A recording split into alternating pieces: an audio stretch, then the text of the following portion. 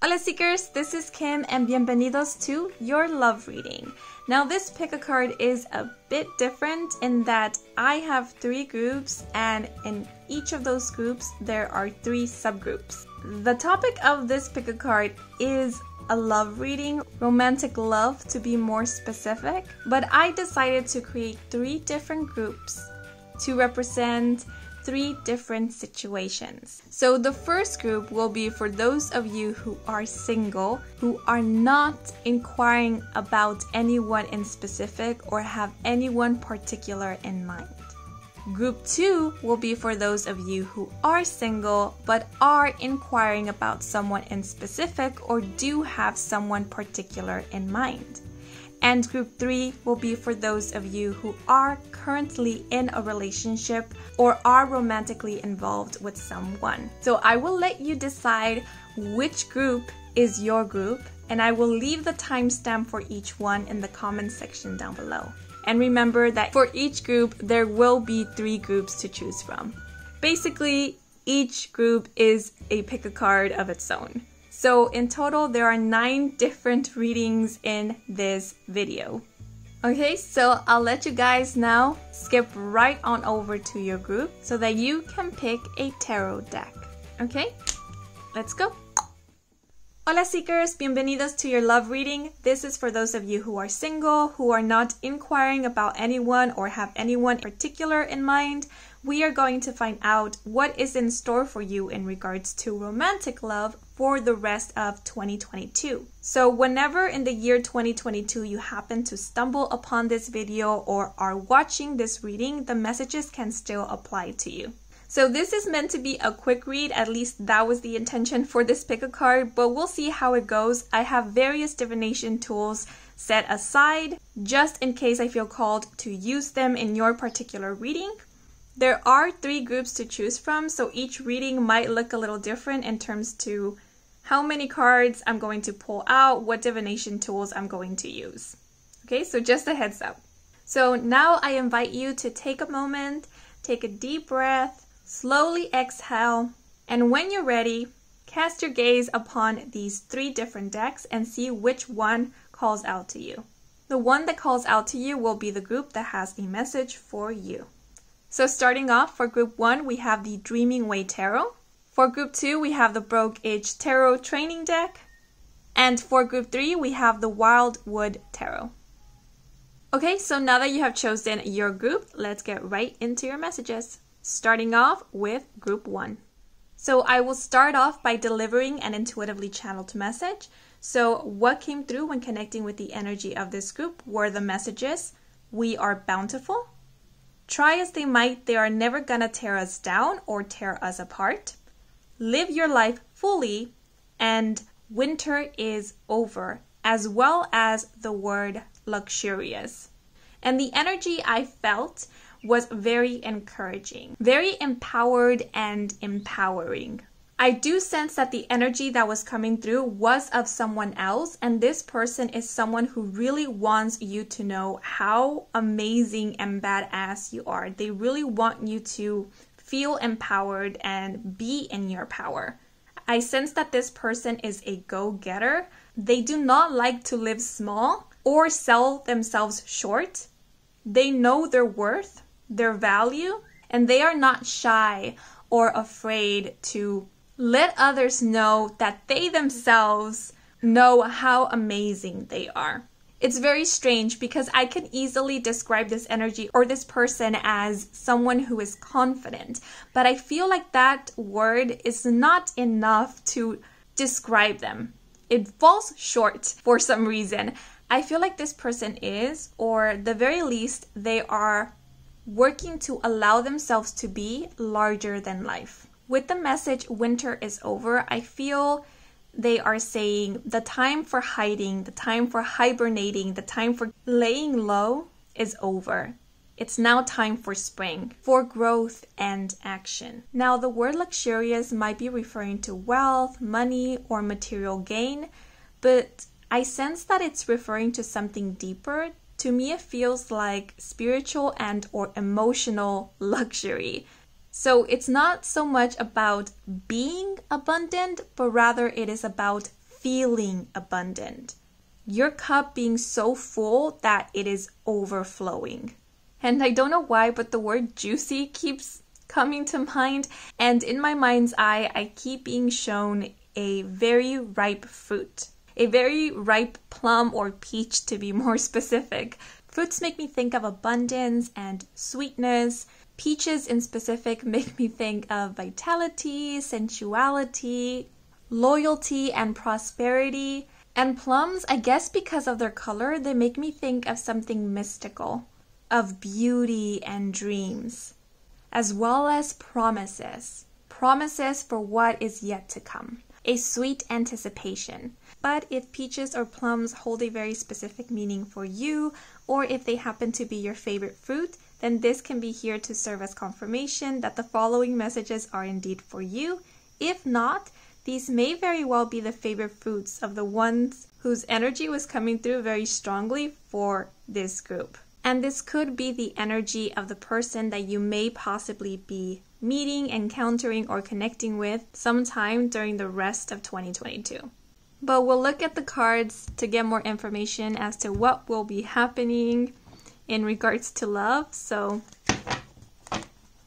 let us see now.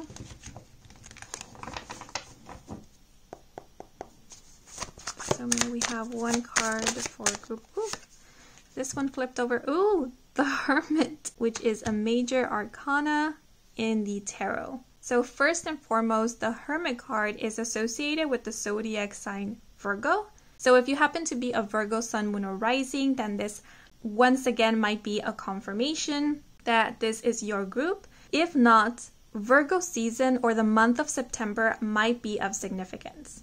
And as you can see, the season that is being portrayed in this card kind of looks like winter. At least that's how it looks like to me. And one of the messages at the beginning was winter is over. So if you feel like things have been pretty stagnant in regards to your romantic love life, then I feel like this is a reassurance from Spirit that this phase of your life where nothing has been happening is going to end pretty soon. We do have the number 9. The number 9 is often described as the number of completion. I personally see the number 9 as coming into completion. Because for me personally, it is the number 10 that denotes endings. So the number 9 is more about tying loose ends, preparing for that ending, closure, completion. Now the Hermit speaks about introspection, self-reflection. It gives off a vibe of solitude, of soul searching. And honestly, I feel like this is the energy that you have been on. You have been on this journey of spiritual enlightenment, understanding exactly what it is that you have been seeking and why you have been seeking this. You have been on this journey of getting to know yourself more and getting more connected with your soul, with your inner guidance and your intuition. I feel like there has been a lot of healing, a lot of uncovering, acknowledgement, and acceptance. Now the Hermit card is letting me know that there is still a little more to go in terms to this specific journey. What I'm sensing is that you might not be meeting someone this year, at least not in the physical. The month of September seems very important. And if you happen to be watching this reading and September has already passed, and you're thinking, well, nothing happened in September, I didn't meet anyone, I don't feel any different, the shift or the change that is occurring, and I feel like it will be occurring during Virgo season or sometime in September, will not be so apparent. Because this is something that is happening energetically. This is something that is happening at the soul level. And I know this is the Hermit card, and this often speaks about a solo journey. But to me, it feels like you will be encountering someone in the year 2022. And it might be during the month of September, or it might be sometime after the month of September. But this encounter, meeting, connection will be happening at a soul level. The phrase meeting halfway keeps coming to mind.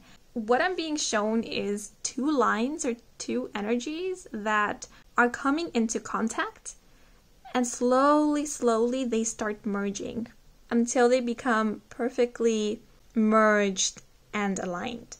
So To me, it feels like the first contact will be at the ends of the year 2022. And the first contact will be at a soul or energy level.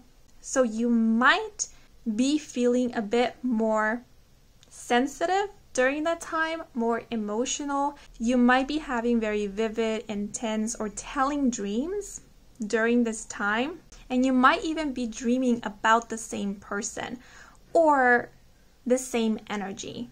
And this is all a result of your souls reaching out to one another. So I don't necessarily see you meeting someone in the year 2022, at least not in the physical. Yet I feel almost certain to say that in the next year, in the year 2023, it's when you are going to meet this person in the physical 3D. Because like I said, this feels like the beginning, like the first point of contact, and it's at a soul level, energy level. And it's in preparation for the physical meeting, for the reunion or union per se. But I'm going to pull out a clarifier.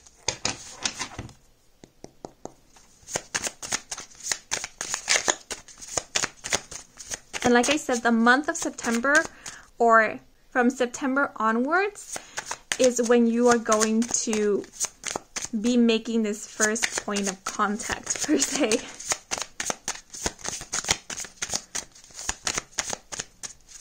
Or having very vivid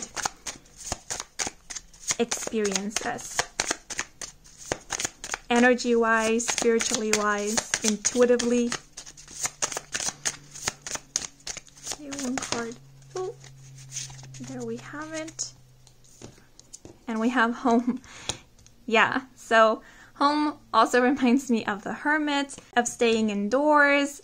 The majority of you who chose this group might be homebodies. If so, I feel like things are going to be pretty much the same throughout the year 2022. You might be spending a lot of times indoors or at home or in your favorite place, your safe space. But I feel like this home is also representing going within, spending more time with your soul, getting to know yourself more, spending more time in introspection. I feel like for some there is this subconscious belief that you cannot have what you desire unless you're fully healed or until you have reached a certain point or level in your journey. The message that is coming through is I'm not ready or I don't feel ready. So if that happens to resonate with you, remember that spirit respects our free will. And so if this is something that you adamantly believe on, this might be the reason for which things are moving so slow, or why this journey of the hermit continues, or it's being stretched out. But I do sense that this hermit phase is coming to a close, because the image of this hermit is so interesting. The lantern is actually a star, and instead of a lantern, it looks like a cage to me. Like this hermit is holding up this cage that is holding his wish or their wish. And so I feel like this is Spirit's way of letting you know your wish is not out there. What you desire is not out there. You can have it. It's yours. You don't need to win it. You don't need to prove anything to us or to anyone. The moment that you decide that you're ready, that it's for you, that it's always been there for you, it's when you might willingly take a pause, open this cage, and hold your star, hold your dream, your desire, what you have been wishing and praying for. Because I feel like this hermit has completed their journey. What they needed to see, hear, learn, they have done so already. And it's been a while since they have done so.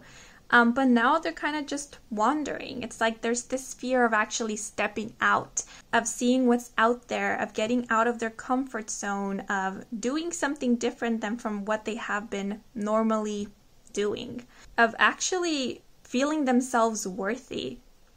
So a reminder, you are worthy. You have always been worthy. And look, right on top of this house, we have birds. And these birds, I always see them as representing dreams, wishes, and they are flying right above the house. They've always been there. The journey is not always about healing and learning the lessons. You also came here to live. to love and be loved, to experience. So allow yourself that. You are ready. You just have to believe that you are.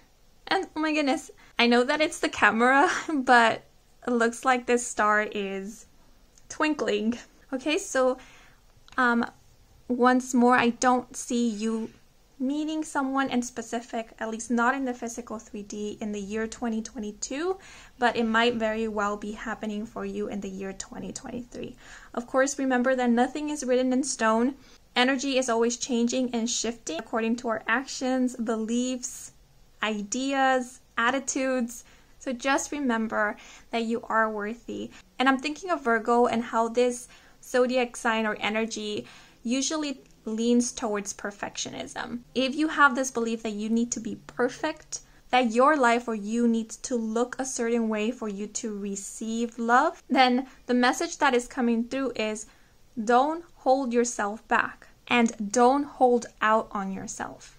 Because the more perfect we think something should be, what we're actually doing is pushing that which we want farther and farther away from our reach. You can think of it as that which you want, you're putting it on a pedestal, and you're putting that pedestal on a mountain, and you're making the mountain taller and taller as time progresses, as your idea of perfection continues to grow and grow, which makes it seem like that which you want is really far away from you, and that you need to travel more or do more to get to it. But that's not the case, because the star is right in your hands. Don't punish yourself by holding out on yourself. Okay, but I'm going to pull out some stars, get more information.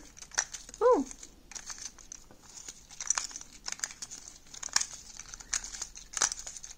Okay. So we have the number 5 and 5, 55. So we have a repeated number. So you might be seeing repeated numbers at some point during the rest of 2022. If so, then this might be an indicator from your higher self or spirit that things are changing, that there is a opening for things to change, because the number 5 does speak about unexpected, drastic, and dramatic changes. I also see it as a number of transformation. We also have the number 1. Number 1 speaks about new beginnings. It is the number of leadership and assertiveness, as well as confidence.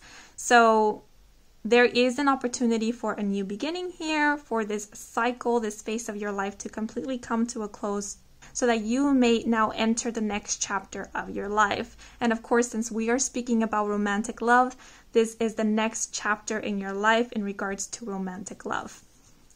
And we have the zodiac sign Pisces. So Pisces season might also be of significance. If you happen to be a Pisces sun, moon, or rising, this might be serving as confirmation. Or the other thing I'm getting is that the person that you will be connecting with at a soul level, energy level, might be a Pisces sun, moon, or rising, or might have Pisces predominant in their chart. I also feel like they might be a Virgo sun, moon, or rising. More specifically, I'm feeling like Virgo rising, but yeah, doesn't have to be. Just putting it out there in case it resonates. And we also have the letter K. So, and I was going to say this. Right at the beginning in the intuitive message, for some reason, I felt like the one who was coming through, the energy I was picking up on, was from someone who is from Korea, or is living in Korea, or resided in Korea for some time. Because I was going to say that any letters that you see here might be the first letters of yours or the other person's first or last name or nickname, but also they might be the first letter of the country that they are from or are currently living in. We do have K. So Korea was what came to mind, but of course there's several other countries which names start with the letter K, or possibly you might be from Korea or currently residing in Korea, or in a country, city, state that starts with the letter K. If so, this might be serving as confirmation. But I do sense that for a lot of you, this person is at a distance from you. Or you know what, if you happen to be wanting to travel to Korea, more specifically South Korea is what is coming to mind, or any country you have been thinking about, then you are being encouraged to follow your dream.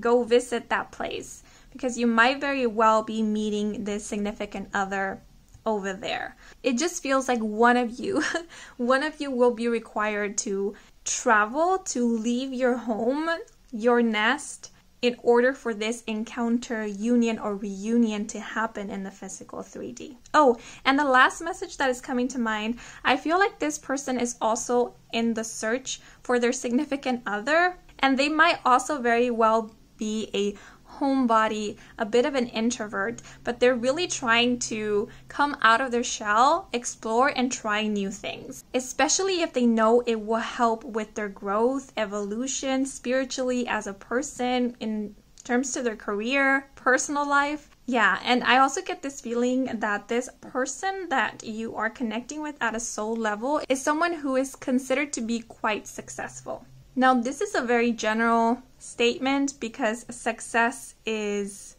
subjective. So some might deem this person successful because they are financially well off, which I do feel like they are, or because they're very popular, well known, or they know exactly who it is that they are. They are very well aligned with their morals and their values, which is everything that I am picking up from this individual. So it feels like this is just the beginning for them. They're going to keep on growing and growing and growing. And their confidence is also growing and growing. And they might be creative people as well, or creators, artists of sorts.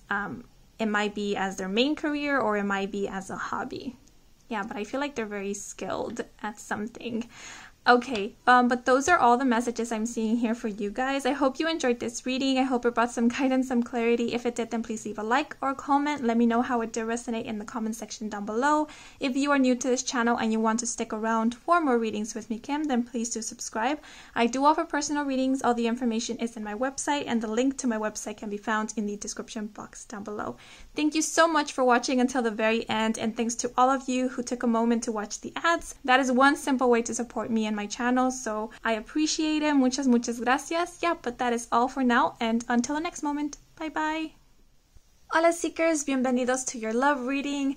This is for those of you who are single, who are not inquiring about anyone or have anyone in particular in mind. So I will first start off with an intuitively channeled message, and what came through when connecting with the energy of this group was actually the clairs. More specifically, two of the clairs. One being clairvoyance, which is also known as psychic sight or clear seeing. So it is the ability to receive intuitive information through vision. So it could be seeing with the mind's eye what others cannot see with their physical eyes. And for some, this could be seeing energies such as auras with your physical eyes. Now, what I sense is that a lot of you are going to be experiencing new psychic abilities throughout the rest of 2022, or your psychic abilities will be enhanced throughout the rest of 2022.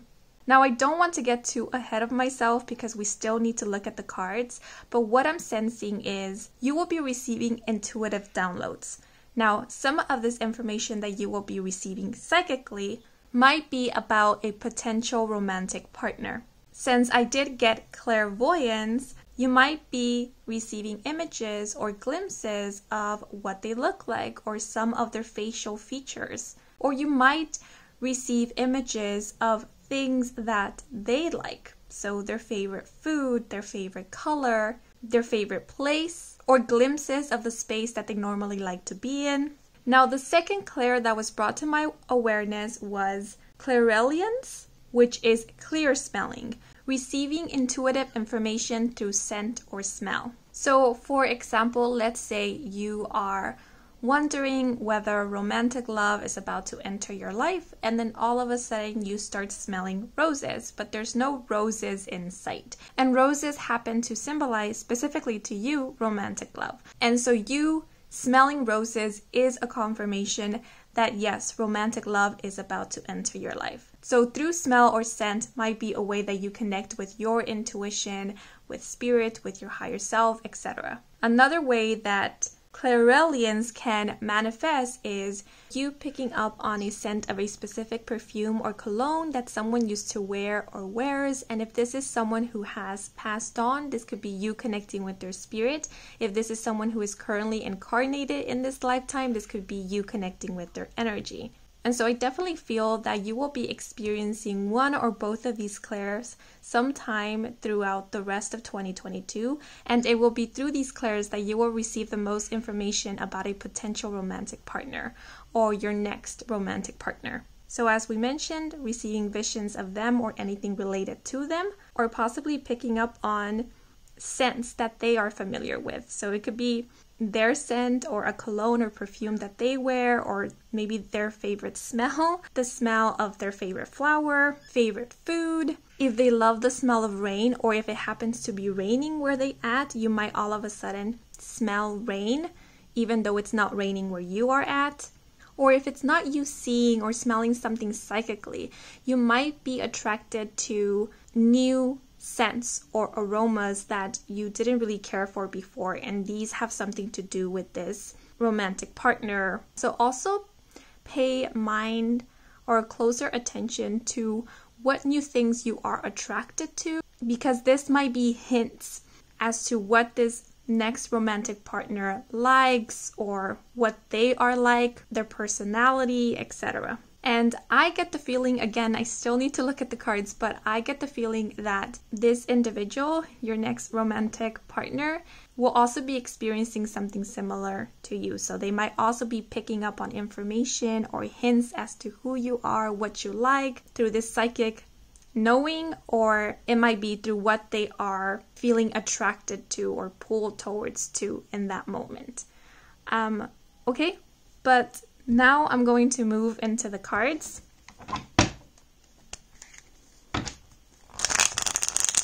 And I definitely feel like your third eye chakra in specific is going to be very, very active as well. Oh, okay. So we have the Three of Cups upright with the key terms parties, indulgence, and happiness. So the Three of Cups can represent reunions, gatherings, parties, weddings, festivals, engagements. So a lot of you might actually be meeting someone new through a gathering, an event, or one day of you deciding to go out and socialize. Some of you might be attending a wedding, somebody else's wedding, and you might be meeting someone new at this event. This person might actually be a friend of a friend or an acquaintance of someone that you know. So it does feel like they are part of your, maybe not inner circle, but they are part of a circle of people that you know, or they are connected to someone who is part of your inner circle. So if there are any special events coming up in the year 2022, then keep an eye out for that event, because again, you might be meeting someone special there. And you know what? I don't feel it's going to be like an insta-love type of thing.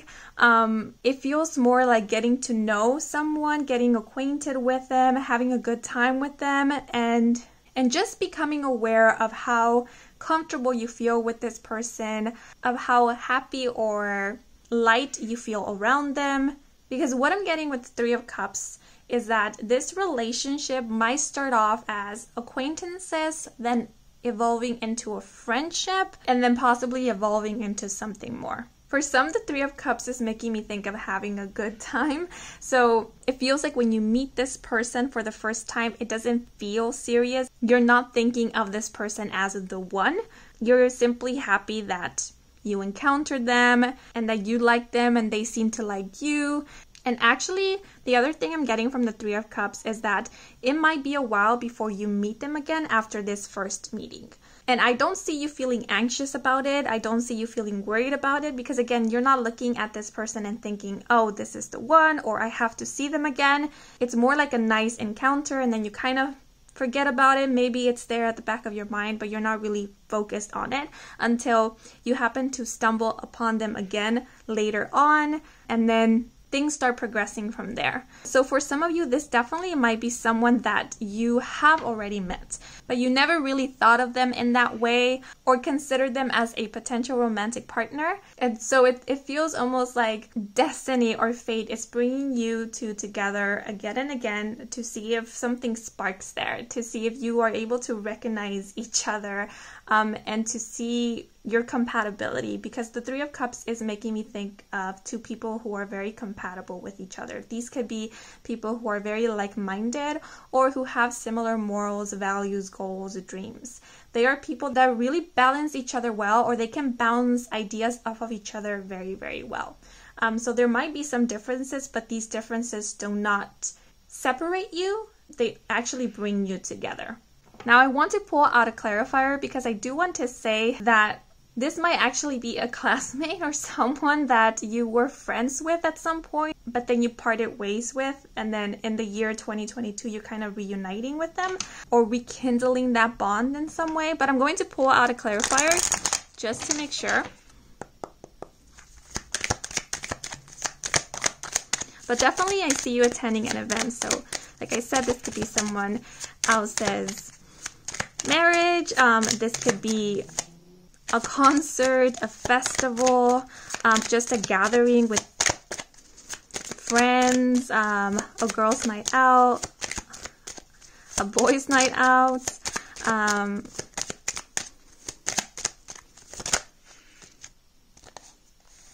Okay, so we have 3 cards.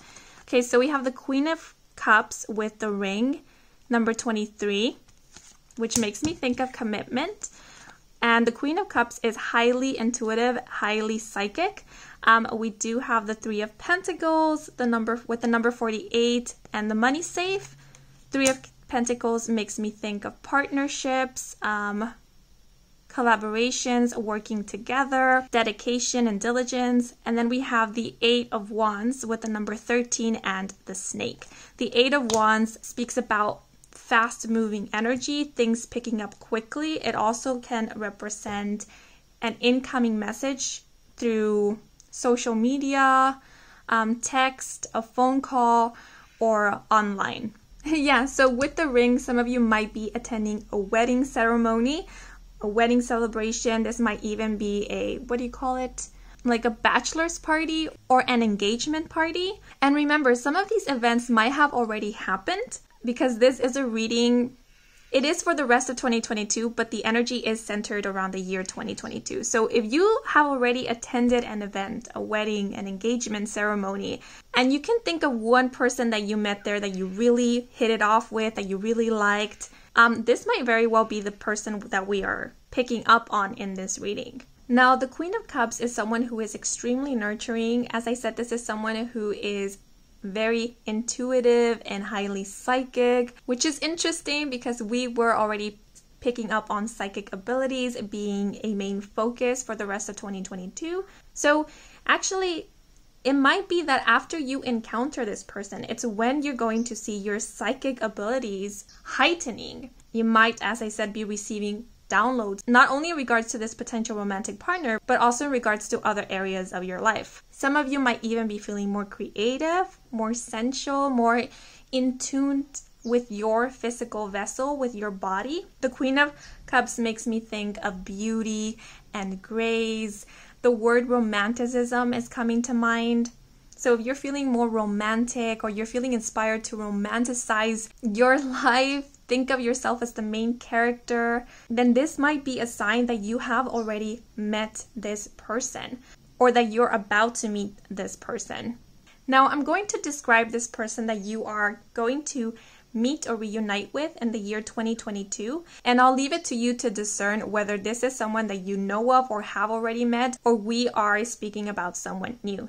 So I do sense that this is someone that you feel you can be vulnerable with, that you feel you can be safe with. Their aura, their energy is very soft. They're very emotionally available. They might have a twinkle in their eyes, or the look in their eyes is very soft. When you are speaking to them, you know that they are listening to you. This is someone that you find to be physically attractive. And I mean it in the sense that the first time you looked at them, you found them to be good looking, beautiful, attractive, pretty. But the more you look at them, the more you spend more time with them, the more attractive they become to you. I feel like their beauty is very subtle. They have a charm that doesn't scream or yell for attention. This is someone who is a bit of a romantic and a daydreamer. I do feel like they're very creative. There might be artists in some way, or might be into the creative arts, but I sense this creativity more in the sense that they're very imaginative. They tend to sometimes get lost in their daydreams. I do feel they're very philosophical, but they don't really share this side of themselves to just about anyone. I do sense that this is someone who believes in soulmates or in the one. This is someone who is very sensitive to energy, but also emotionally sensitive. Now, because we do have the ring here as well as the Three of Pentacles, this might be someone who has just recently come out of a committed relationship. Because we do have the snake here, the snake is making me think of transformation, shedding the old in order to enter the new. So I feel like this person is going through some type of transformation, and more specifically in terms to their relationships. And I feel like it's the same for you. By the time that you meet this person, you will be going or undergoing a very transformative phase in your life. Now, this message might only be for a very few of you. Again, this is a general reading, so a lot of information comes through because not everyone's case is going to be exactly the same. So for some of you, this person might already be a parent. I do feel like they have some prior commitment or engagement, and I do sense that for some, this commitment is parenthood. Now, I did mention how when you first meet this person, it might not result in insta love, and I do still feel that way, but you are going to feel giddy about this person. There is going to be something about them that clicks with you. And so, like I said, they might not be at the forefront of your mind, but they will definitely be at the back of your mind. And I feel like if you meet them again, this can pick up pretty quickly. And the number 13 is making me think of the death card in tarot because it is the 13th card, and death is about transformation. And so I see drastic changes happen in regards to this relationship. Like the relationship dynamic between you both is constantly changing or will be changing very quickly. The Three of Pentacles is making me think of a classroom setting of school education. For some, like I said, this might be someone that you already know of, that you might have met while you were in school. And it doesn't have to be that they were in the same class as you or that they were attending the same school as you. This could be you met them while you were attending school. So you could have met them outside of school, but you met them during the time that you were in school or attending some class. And like I said, you might have met them in passing. Someone might have presented them to you, but it really didn't unfold into something more. And I feel like it is at this event where you will really get to become more acquainted with them, interact with them more, get to know them a little bit more. Now, I do notice we have the Three of Cups and then we have the Three of Pentacles. The number 3 is being repeated twice in this spread.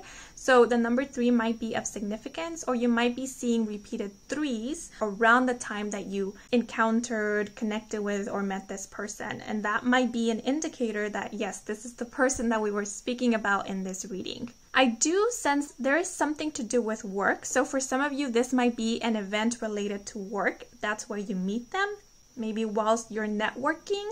But I also sense that this person, like I said, you might meet them, but then you might not see each other for a while. And I feel like it is because either you or this other person will relocate or move. I do sense traveling happening here. And I feel it has to do with work, with finances, because I'm seeing this money safe, but it's empty. And I feel like someone is trying to reach new financial opportunities or to expand in their career, grow in their career. So their work might require for them to move, or they will seek new work opportunities somewhere else. And so them relocating, moving, or traveling might be why you won't see each other for a while. Like I said, I feel like this person has some prior commitment or engagement. I was sensing that this might be parenthood. For some, this might be denoting that they are coming out of a committed relationship. And for others, this might be a commitment to their work or to their own personal growth. Because again, with the snake being here and the number 13, I do sense that both of you, not only this other person, but both of you will be going through a transformative phase when you encounter one another or when you reunite. So I do see that you are both on a journey to grow, to find stability in your life. This might be, financial stability. This might be financial independence. This might be finding your home, finding your tribe, or connecting or reconnecting with your passion, or how some people like to call it, their purpose. Also, snakes might be of significance. They might be an important symbol that represents this relationship, this connection, or this individual. But I'm going to pull out a key term. Okay. So we have support. We have healing. Yeah, healing. We have romance, and we have communicate. Yeah, so as I mentioned, transformation, healing. This could be signifying that the relationship itself will be very transformative and healing, but I also feel like it's speaking more about your individual journeys. When you meet, you both will be going through an intense healing journey. We do have support. So like I said, I feel like this person is very supportive. You are very supportive of each other. I feel like this could very well be someone who can become part of your support group or part of your support system. With the key term communicate, we were talking about communication with the 8 of Wands. Even though you might be at a distance from each other, you might keep in touch with one another. And I do sense like a back and forth type of communication. But again, that's a choice. That is if you want to. But I feel like this person will reciprocate if you choose to keep in touch with them and communicate with them. And like I said, you might be very supportive of one another. So if you're going through something difficult in your individual respective journeys, the other one will maybe give some guidance, just some support. And that's how maybe you bring healing to one another, or how this relationship is healing and transformative. We do have romance here. This is a romantic love reading. So yeah, there is definitely romance here. And I feel like those romantic feelings, they come through the first time you meet or reunite, but they grow and grow as you continue interacting with one another. This relationship definitely goes through many stages and various relationship dynamics. But I want to pull out one of these mini chakra cards. Yeah, we have the higher heart chakra. So I definitely see a spiritual connection, a soul connection happening here. The 3 of Cups often makes me think of a soul group, soul family, soul mates. And soulmates, I normally see them as a bond that is stemmed on friendship. It's not immediately romantic love. I feel like a lot of people relate soulmates to like romantic partners, but I see it more as growing from this very strong and beautiful friendship, from unconditional love. So I feel like this is how the relationship is going to form, through friendship, and it's going to grow from there. There might be some romantic feelings from the beginning, but they're not really going to mature and come into play until afterwards. The higher heart is also making me think of a psychic link, a psychic connection. So like I said, you might be telepathically communicating with each other, and that's why we have this fast communication, because what's faster than energy? So you don't have to wait on a phone call, on a message to hear from this person, to feel them near you. You might be connecting through the dream space, but I definitely see you connecting psychically. So like I said, through vision, or like we mentioned before, through scent, through smell. And having the 3 of Cups as well as the Queen of Cups, cups being water tying into emotions and intuition, you will definitely be picking up on this person's emotions and feelings. You will intuitively know when they're worried, when they're happy, when they need comfort, when they need support, without them needing to tell you that they need someone to listen to them. And that might be how you both understand that, hey, you are more connected to each other than you thought. So I do feel like both of you are part of the same soul family, which is why you get along with each other very well. Now, the 3 of Pentacles also denotes commitment. So this potential romantic partner can be someone, if you choose to, if you want to, if you both decide to, be in a committed long-term relationship with. Now again, it's your choice, not because it's said in a reading, it means it has to happen or that it will happen. Remember, this is a possibility. Energy is always shifting and changing, but this could be someone that you could potentially settle down with, marry, commit to. But it's always up to you guys, and of course up to this other person. I would recommend to pay close attention to the numbers being shown in the spread because they might be important dates. So we have 23, 48, and 13. So for example, the day 23 of a month might be of importance. If you already know this person and you happen to know their birthday and you see their birthday here somewhere, then this might be confirmation that we are speaking about that person. But you could read the numbers, for example, 23 being February the 3rd or March the 2nd. Okay, but those are all the messages I am seeing here for you guys. I hope you enjoyed this reading. I hope it brought some guidance, some clarity. If it did, then please leave a like or a comment. If you are new to this channel and you want to stick around for more readings with me, Kim, then please do subscribe. I do offer personal readings. All the information is in my website, and the link to my website can be found in the description box down below. Thank you so much for watching until the very end, and thanks to all of you who took a moment to watch the ads. That is one of the most simplest way to support me and my channel. So muchas gracias. Yeah, but that is all for now. So until the next moment, bye bye. Hola seekers, bienvenidos to your love reading. This one is for my singles, for those of you who are not inquiring about anyone or have anyone in particular in mind. Okay, so I will first start off by delivering an intuitively channeled message. So what came through when connecting with the energy of this group was the message lingering feelings as well as the word vocation. And I did notice I felt overwhelmed emotionally. Like a wave of emotions was washing over me. So there might be a focus on your career, on work, your vocation, school, studies for the rest of 2022. Some of you might be discovering or deciding what your vocation is or what you want your vocation to be. But since this is a love reading, I do feel like your vocation, your work, your career, even your studies will have a significant impact in your love life or will be very linked to your love life. So for example, one thing I can think of is that through your vocation, you might meet your significant other. Now, with the message lingering feelings, I feel like this is connected to that overwhelming feeling I felt. What I'm sensing, and I know this is not going to be a message for everyone who chose this group. So again, use discernment to know if this message is for you or isn't.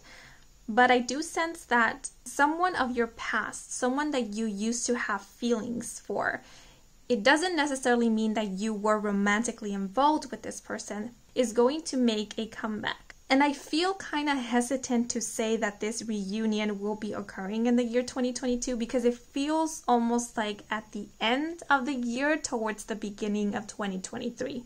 So it might be very well in the year 2023 when you encounter this individual. And I feel like when you see them, you're going to realize that you still have some lingering feelings for this person, or it's just going to be like this muscle memory type of thing. It might be more of an instinctual reaction because you used to react to this person a lot in this way.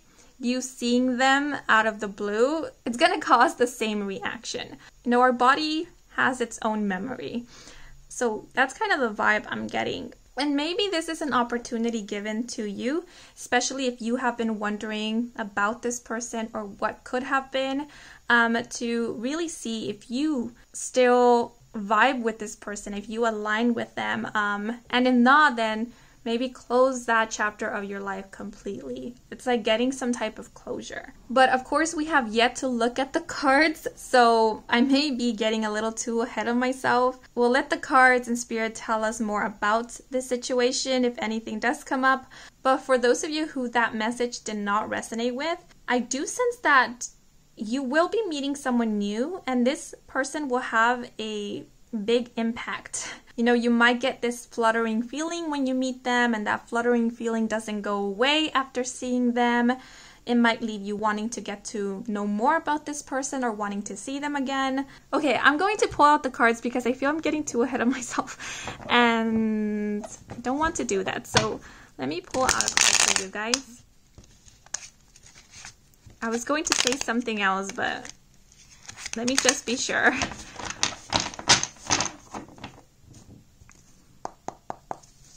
Okay, so one card, oh, that one flipped over fairly quickly. Okay, so we have the 8 of Arrows, struggle. This is the 8 of Swords in traditional tarot. So the 8 of Arrows can denote a feeling of being trapped. Now, arrows are associated with the element of air, and air is associated with thoughts, the mind, as well as communication. So the feeling of being trapped is coming more from the mind. It's not an indicator that you are literally trapped in a situation or trapped somewhere. So there might be some mental turmoil going on here. What I normally get when I look at this card in specific is someone going in circles, someone going back to revisit the same place over and over and over again. Now, like I said, the arrows are representing thoughts. And as you can see, this looks like a graveyard of arrows, a graveyard of thoughts. So it feels like this person is walking through the memory lane, the same memory lane over and over and over again. And so I feel like this is a confirmation that someone of your past might be making a comeback in the year 2022, if not somewhere towards the beginning of 2023. And I'm already sensing an anxious feeling and resistance. This person making a reappearance does not signify that they are going to re-enter your life, because you give that permission. You are the one who allows who comes back into your life and who doesn't. Because the 8 of Arrows can denote someone who feels helpless, someone who is actively giving their power away because they feel like they are powerless, because they feel they have no control over the situation.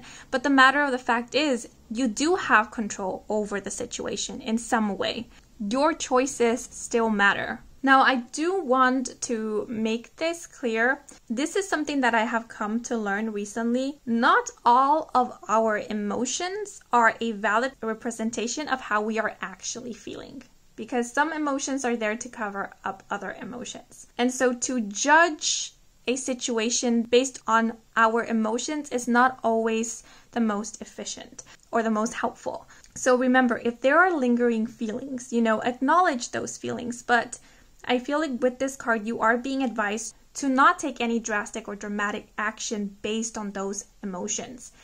Because like I said, there might be a instinctive reaction to the person. So take some time to really look within and see how you feel about the situation or how you feel about the person. Because again, not because someone reappears in your life, not because you bump into the same person more than once means that destiny or fate is wanting for you to get with that person or work with them or is sending you a sign. Sometimes universe is offering you the opportunity to choose differently. I'm getting mixed feelings here. I am feeling overwhelmed. I'm not sure if it's excitement. I'm not sure if it's anxiousness. I think it's like a mix of everything. So I feel like for this group, the situation varies drastically for each one of you. So if you are happy to hear that someone of your past is making a reappearance, then I feel the message here is don't let that nervous feeling get to you, because I feel like for some, this might have been an unrequited love at some point. Maybe you had a crush on someone, but you never really expressed your feelings to that person. Maybe you were too shy, or you thought that this person would not reciprocate your feelings. Or maybe you did end up expressing your feelings to this person, but this person did not reciprocate at that time. I feel like this card is saying, don't let the past dictate how things have to turn out in the present. Because if you have been waiting to see this person again, if you know in your heart of hearts that you still hold feelings for this person, intense, honest, pure, sincere feelings for them, then Spirit is saying, give yourself a chance, an opportunity. Reach out to this person and see how it goes. See if this person is still in alignment with you, if you still vibe with them, or if things have changed over time, because people change and we change, and that is okay. And I feel like one of the other messages here, which might be a little blunt and straightforward, is don't think too much of this. This doesn't have to be a all or nothing type of situation. It doesn't have to mean anything unless you want it to. I feel like that's the main message here. And for others of you, if the idea of someone coming back doesn't sit right with you, same thing. Don't think that the past needs to repeat itself. You can choose differently now. You can choose to keep on moving forward, because look what we have here. It's the river. A flowing river. A flowing river always makes me think of moving forward. It makes me think of intuition. It makes me think of spirit, being guided by spirit. And this person is holding the lantern, which is often featured in the Hermit card. And we know that the Hermit card is about spiritual enlightenment and knowledge and introspection and intuition. So you are being guided. You are guiding yourself. You do not have to walk on a path that you do not want to go back to. Like I said, for many of you, this is an opportunity for closure. This is an opportunity to let go and really move forwards. And to validate to yourself, reassure yourself that you are free, you are independent, and you do have free will. You do have the power to choose. Okay, but I want to pull out a clarifier. Wow, these ones are flipping over so fast. And we have humility. We have the sun shining. We have sheep. The sheep made me think of innocence. They make me think of purity. They make me think of something holy for some reason. They also make me think of guidance. Being guided, you know, the shepherd. Yeah, you are the shepherd. You're not the sheep. You are the shepherd. You are the one who guides. You are the one who chooses in what direction you want your life to go in. You are the one holding the lantern, the knowledge, the wisdom. And again, if you have an opportunity to reconnect with someone that you have been missing, then I feel like the humility card is speaking about you not idealizing the person, not putting the person on a pedestal, not fantasizing about the person, but rather seeing the person for who they are. They are here in front of you.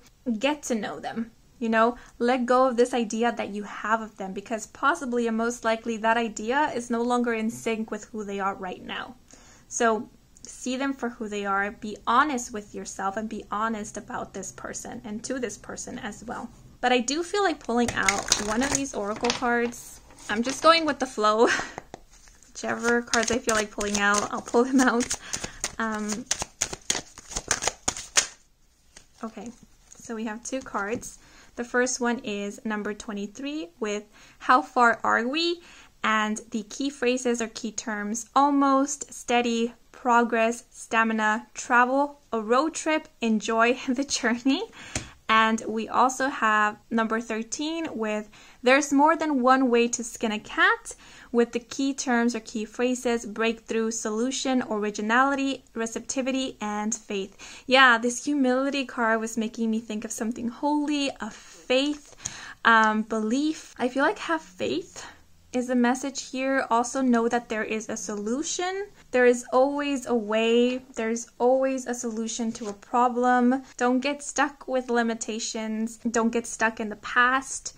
With the card, how far are we? See how the road continues? We are seeing the road bend. So this makes me think of like the journey continues. It makes me think of someone who is passing by. So for a lot of you, like this person that you will be seeing again in the year 2022, they might be passing by, meaning that maybe they're stopping by where you live. Maybe you interact with them briefly, because with the message, enjoy the journey, it's more like this advice of not making this your whole journey when it's actually just a part, maybe even a small part of your journey. And again, the road is making me think of moving forward. So you have the choice as to how you move forwards in terms to this situation. And I do have to point this out because I am seeing it in the cards. For those of you who that message of someone of your past making a comeback or reappearance is not really resonating with you, this Eight of Arrows might be representing maybe a fear of actually moving forward, a fear of letting go of something of the past, or a fear of trying something new, maybe actually venturing into a romantic relationship or a new romantic relationship. There might even be some limited belief systems, limited self-thinking that is really preventing you from opening up to the idea or the possibility of a new romantic relationship. Because the humility card is now making me think of someone who is downplaying themselves. So if you tend to overlook yourselves or compare yourself to others or not see yourself worthy or just minimize yourself in any way, then the cards here is saying it's time to move on from this type of thinking and self-sabotaging, because this can be a form of self-sabotage. It's time to see what's around the bend. It's making me think of the Pocahontas song Riverbend. I think that's what it's called. What's around the river bend? Do not be afraid to reach further. Do not be afraid to want more. Do not be afraid to occupy space, to stretch out. For some reason, I'm seeing someone stretching out. You are of value. You do matter. You are valuable. Do not sell yourself short. I do sense there is a fear here. There is an underlying fear. There is a root fear. For those who this message is resonating with, I do feel like there is a majority of you who already know what this root fear is. You are already aware of it. And I feel like the cards are letting us know that this is a fear that can be overcome. Struggling with it by fighting against it is not going to make it go away. Coming into acceptance of it will help with you transcending it. Because sometimes the fear remains. Sometimes it doesn't fade away completely. It's still there. So it's more of moving forward in the face of that fear. And that's what courage is. Courage is not about having no fear. It's about moving forward in the face of that fear. Knowing that that fear is not your truth or does not determine what your truth will be. In the moment that you see that this fear does not control you, it's there, but it does not control you, that you have some power over it, is when you will step out of it and into this road to see what's around that bend. And with the message steady progress, if you have been going on through a healing journey, if you have been acknowledging these fears, if you have been trying to move from the past or away from a difficult situation, please know that there has been progress. I know sometimes it feels like we're not progressing, it feels like we're not moving forward, and that's just how it feels like, but it's not an indicator of what is. And the truth of the matter is that you have been moving forward, you have been making progress. Okay, I'm just going to pull out one key term. Oh, okay, so we have joy and we have inspiration. Yeah, joy. I feel like this is again reassurance. You are deserving of joy. There is joy in your life. If you feel like there isn't at this moment, you will be experiencing it very soon. With inspiration, it makes me think of new beginnings for some reason. It makes me think of maybe thinking of new ideas, of thinking of solutions, of ways of moving forward. But inspiration and joy makes me think like a joy for life, feeling reinvigorated. If things haven't been looking that well for you or haven't been feeling that well for you, know that it's not always going to be this way, because it isn't. Please take note of the numbers 23 and 13 because those might be significant dates. So the day of a month, or it could be like February 3rd or March the 2nd, January the 3rd, or March the 1st, which I feel are similar numbers that came up for group 2. Hola Seekers, I apologize for this awkward insert. If things look a little different, it is because it's a different day. I actually just finished editing your reading into the video, and I am preparing to record another reading for this specific pick a card. And in preparation, I decided to flip through this little notebook that I use to write down the intuitive messages I receive. And guess what I found? I forgot that I had this sticky note attached to the back of the front cover of this little notebook. And as soon as I read this, it reminded me of your reading. So I want to share it with you guys because I feel this message is meant for you. You must let go of your feelings of shame if you want your anger to go away. Through humility is the only antidote to shame.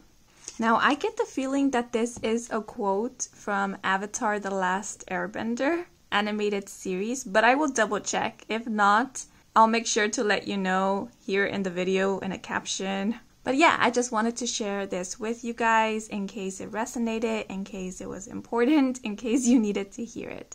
Okay, but that is all. Thank you for listening. Okay, but those are all the messages I have for you guys. I hope you enjoyed this reading. I hope it brought some guidance, some clarity, maybe some reassurance. If you enjoyed this reading, please leave a like or a comment. If you are new to this channel and you want to stick around for more readings with me, Kim, then please do subscribe. I do offer personal readings. All the information is in my website, and the link to my website can be found in the description box down below. Thank you so much for watching, and until next moment, bye-bye. Hola Seekers, this is Kim and bienvenidos to your love reading. So this one is for singles, but unlike group 1, this one is for those of you who are inquiring about someone in specific or have someone particular in mind. We are going to find out what is in store for you in regards to romantic love for the rest of 2022. So whenever in the year 2022 you happen to stumble upon this video or are watching this reading, the messages can still apply to you. So this is meant to be a quick read, at least that was the intention for this pick a card, but we'll see how it goes. I have various divination tools set aside just in case I feel called to use them for your particular reading. And because I am going with the flow and we do have 3 different groups to choose from, the groups will differ in the amount of cards I will be pulling out or what divination tools I will be using for them. Okay, so just a heads up. But as I mentioned, there are 3 groups to choose from. And starting off, representing group 1, we have the Wildwood Tarot. For group 2, we have the Broke Itch Tarot Training Deck. And for group 3, we have the Dreaming Way Tarot. So take a moment and see which one of these decks calls out to you, and the one that calls out to you, that will be your group. And the timestamp for each group will be provided in the comment section down below. Okay, so now that you have chosen, let's get right into your messages. Let's go! Hola Seekers who chose group 1, the Wildwood Tarot deck. Bienvenidos to your reading. Just in case you happen to skip the introduction, this reading is for singles who are inquiring about someone in specific or have someone particular in mind. Okay, so I will start off this reading with an intuitively channeled message. So what came through when connecting with the energy of this group? Actually, I did see an image of a feather in my mind's eye. So if feathers hold a very specific meaning for you, or you have been seeing feathers a lot recently, then you can take this as confirmation. But I know that feathers for a lot of people represent protection. Angels are a symbol of acknowledgement or a sign from their spirit guides or ancestors. So actually, if you haven't been seeing feathers already, you might start seeing feathers sometime during the rest of 2022. And if you do, then remember that this is reassurance from spirit. So if you ever see a feather after you have asked for confirmation or asked for guidance or sent out a prayer, then this might be spirit's way of letting you know that you are being heard, that everything is going to turn out well. But I would advise to take a moment and see what this symbol means to you specifically, because you yourself can give a specific meaning to a symbol, and that can be your way of communicating with your guides, your higher self, spirit, etc. Now, I did notice that I felt very distracted when connecting with the energy of this group. So there might be a lot going on in your mind, or there might be something in specific that you don't want to necessarily deal with at this moment. So you're actively creating distractions for yourself or finding ways to distract yourself. So there might be a bit of avoidance going on here, because another thing that happened was I started getting a headache. So I am sensing a bit of stress and tension. And actually one of the messages that did come to mind, especially when I saw that image of a feather, was feather light. So if you have been feeling stressed or tense, then this might be a reminder to unwind to relax or find ways to relax yourself, and a reminder that distractions are not always a form of relaxation. I also feel like breath work will be very beneficial for you, especially if you have been feeling tense, because I feel some of you have been holding your breath or shallow breathing. So whenever you are making space to relax, focus on your breath, regulating your breath, and notice how you feel when you start taking deeper and steadier breaths. Because the breath is very healing. It not only helps us release physical tension, but it also helps us release energy blockages. So yes, a lot of people might feel calm and relaxed with breath work, but other people might feel uncomfortable because it's bringing emotions that have been suppressed up to the surface. And I have experienced this where I start doing breath work or being more mindful about my breath, and then all of a sudden I begin to cry. And it's because that's an emotion I've been suppressing and it needed to come out, because that was what was causing the tension and the stress, me suppressing that emotion. So see how it is that you feel, and if you need to cry, allow yourself to cry. Allow yourself to release through the breath. Okay, but now I'm going to shuffle the cards. I had to pause for a moment because my neighbors were making a lot of noise. I noticed there weren't a lot of love messages in the intuitive message, but we still need to look at the cards, so don't worry. You'll get your love message. Okay, so we have the Three of Bows with the key term fulfillment.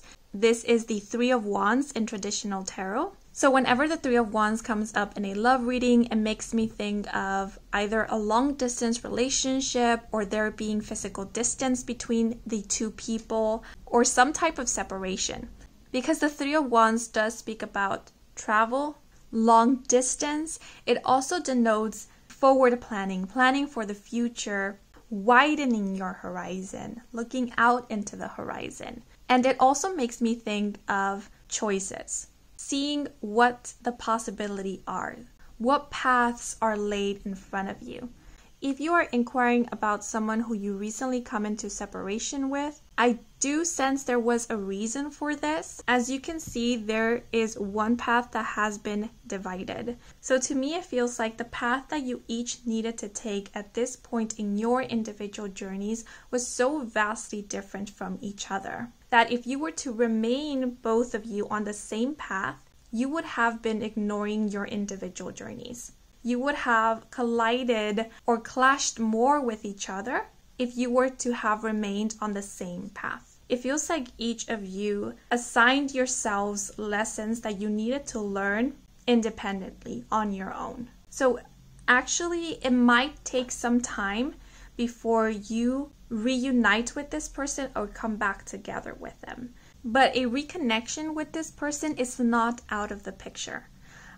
This card is so very unique because, as you can see, we have two serpents on this person's robe, and they remind me of Kundalini energy, of the integration or merge between the masculine and the feminine. It feels like this quote-unquote physical separation is to actually allow the masculine and the feminine to grow so they can realign once again. Because this path, to me, it feels very much like this pattern here. There is a merge and intersecting, and then there is a separation, and then there is a merge, and then a separation, and so on and so on. And remember that we all hold both masculine and feminine energies within us. So this might be a journey of balancing your masculine and feminine energies within you, finding that harmony and balance within yourself. I do feel like there is something that needs to be experienced, something that needs to be learned independently from this relationship. Now, for those of you who are inquiring about someone who you've never been involved with, but you feel a very strong connection to this individual, this strong pull towards them is because your souls or your energies are very connected to one another. So even though you are not in physical union or in a physical relationship, that doesn't mean that your souls are not in contact with one another, because I feel like they are. Which is why you might feel a familiarity with this person, or like I said, a pull towards them, or you might even wonder why this person appeared in your life, etc. I do feel like you play a significant role in each other's lives, but how you play this role might not always be in the way that you expect. This is a situation in which the person doesn't have to be physically present in order to have an impact on you. Remember that energy does not care for time nor distance. There is no such thing as physical separation when it comes to energy. So even if this person is at a distance from you, or it's someone that you never physically met or interacted with, you still can connect with this person energetically. So for the rest of 2022, for those in separation, I don't see a coming back together with this person. You might see them again, you might come into contact with them again, but there might not actually be a coming back together. Now, like I said, this is not to say that a possibility to get back with this person, especially if you want to, is out of the picture, because I do feel like you will be reuniting with them at some point. And when you do, then it will be up to you both whether you want to, get back together and continue the relationship. But I don't feel like it will necessarily be happening in the year 2022. Now, for those of you who are inquiring about someone who you've never been in a relationship with, again, I don't necessarily sense a physical union occurring in the year 2022. But as I mentioned, this is not to say that you are not in contact with this person, because you are at an energy level, at a soul level, and I feel like you're very much together in the soul world, in the astral plane, and the 5D. And I feel like the closer that we are to another soul in the soul world, sometimes in the physical world, we might feel a stronger longing for them. And it's not a longing like an obsession or a need. It is more like a calling, like feeling that person with you, even though they are not there. And that might be confusing, when we feel the presence of someone, but we don't see them there, it might be confusing, which then leads to that feeling of longing. So if that resonates with you, then this might be what is happening. But I do sense a choice here in the year 2022 of allowing yourself to live your journey, to walk on your path, knowing that all is all right, knowing that you're not being led astray, knowing that you do have a choice, and that a relationship is an entity of its own. A relationship doesn't make you, and it will not break you. It can only break you if you allow it to. So I feel like one of the advice here is to remember that you are whole and that you are an individual of your own, and that of course it's okay to love someone else and to want to be in a relationship with someone that you love. And it is also okay to allow yourself to experience a path that will allow you to form a deeper and stronger relationship with yourself, because this new path might very well be a new relationship, and this new relationship is the relationship with yourself. It's getting to date yourself, it's getting to know yourself, it's getting to fall in love with you. See who you are apart or away from this relationship, or the idea of this relationship or connection or this other person. But I want to pull out a clarifier.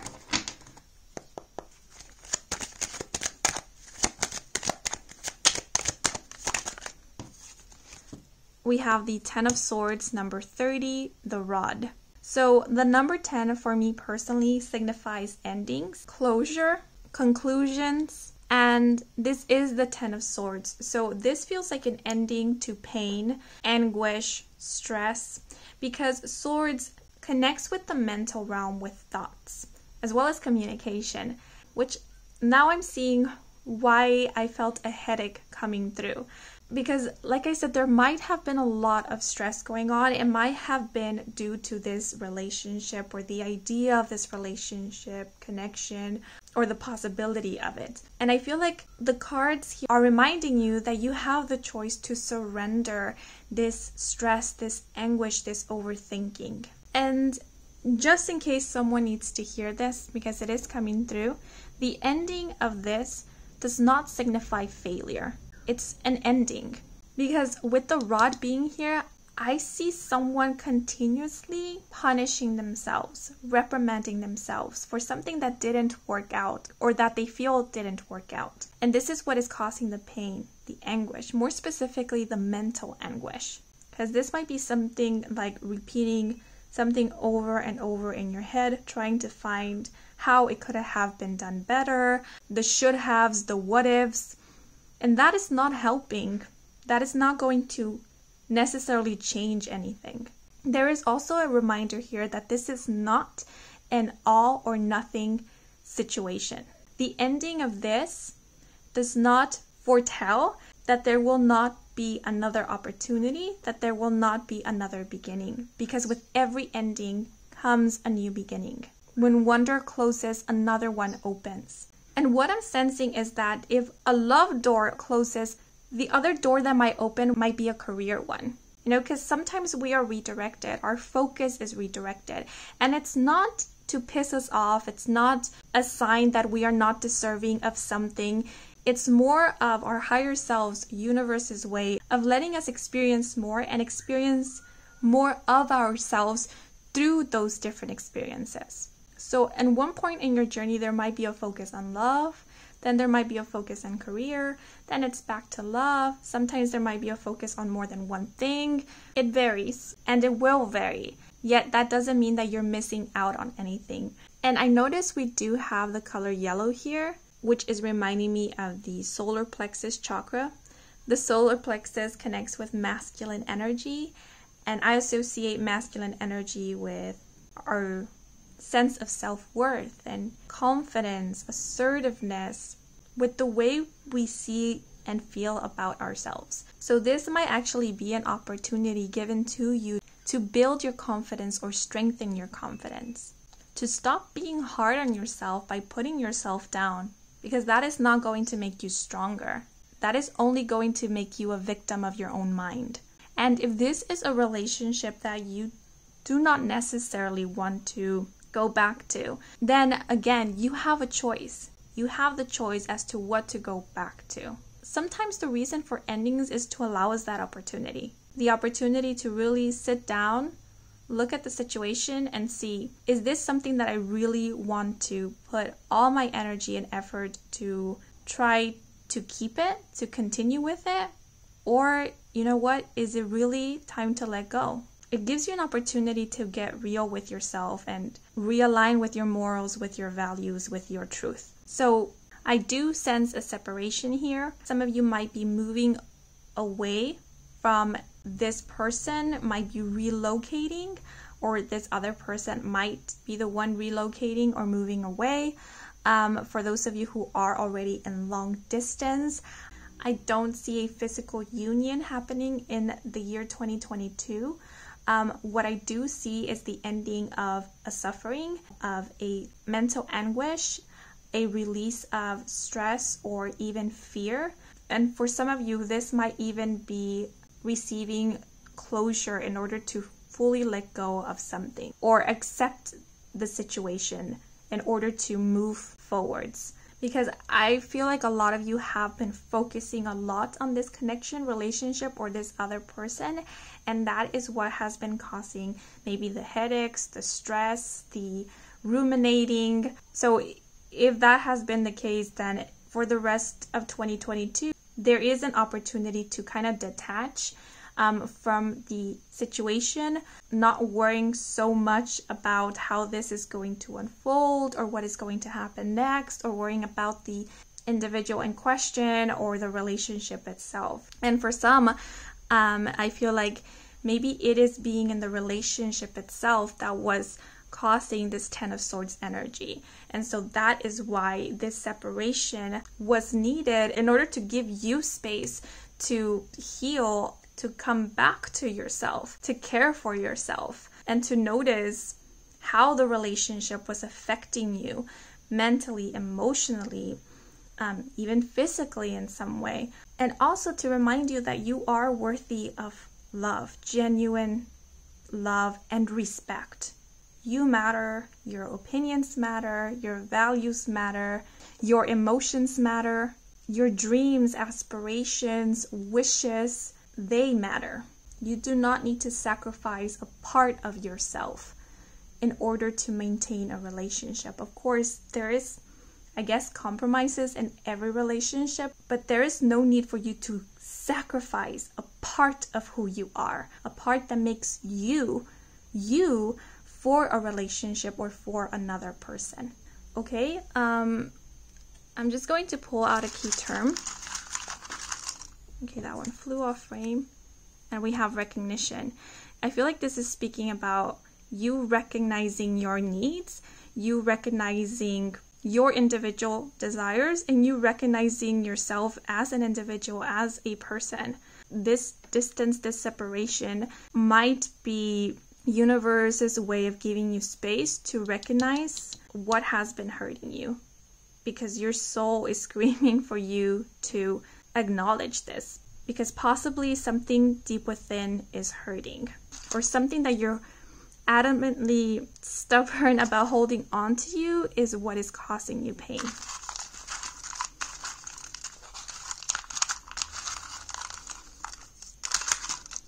Okay, yeah, health. You see, there.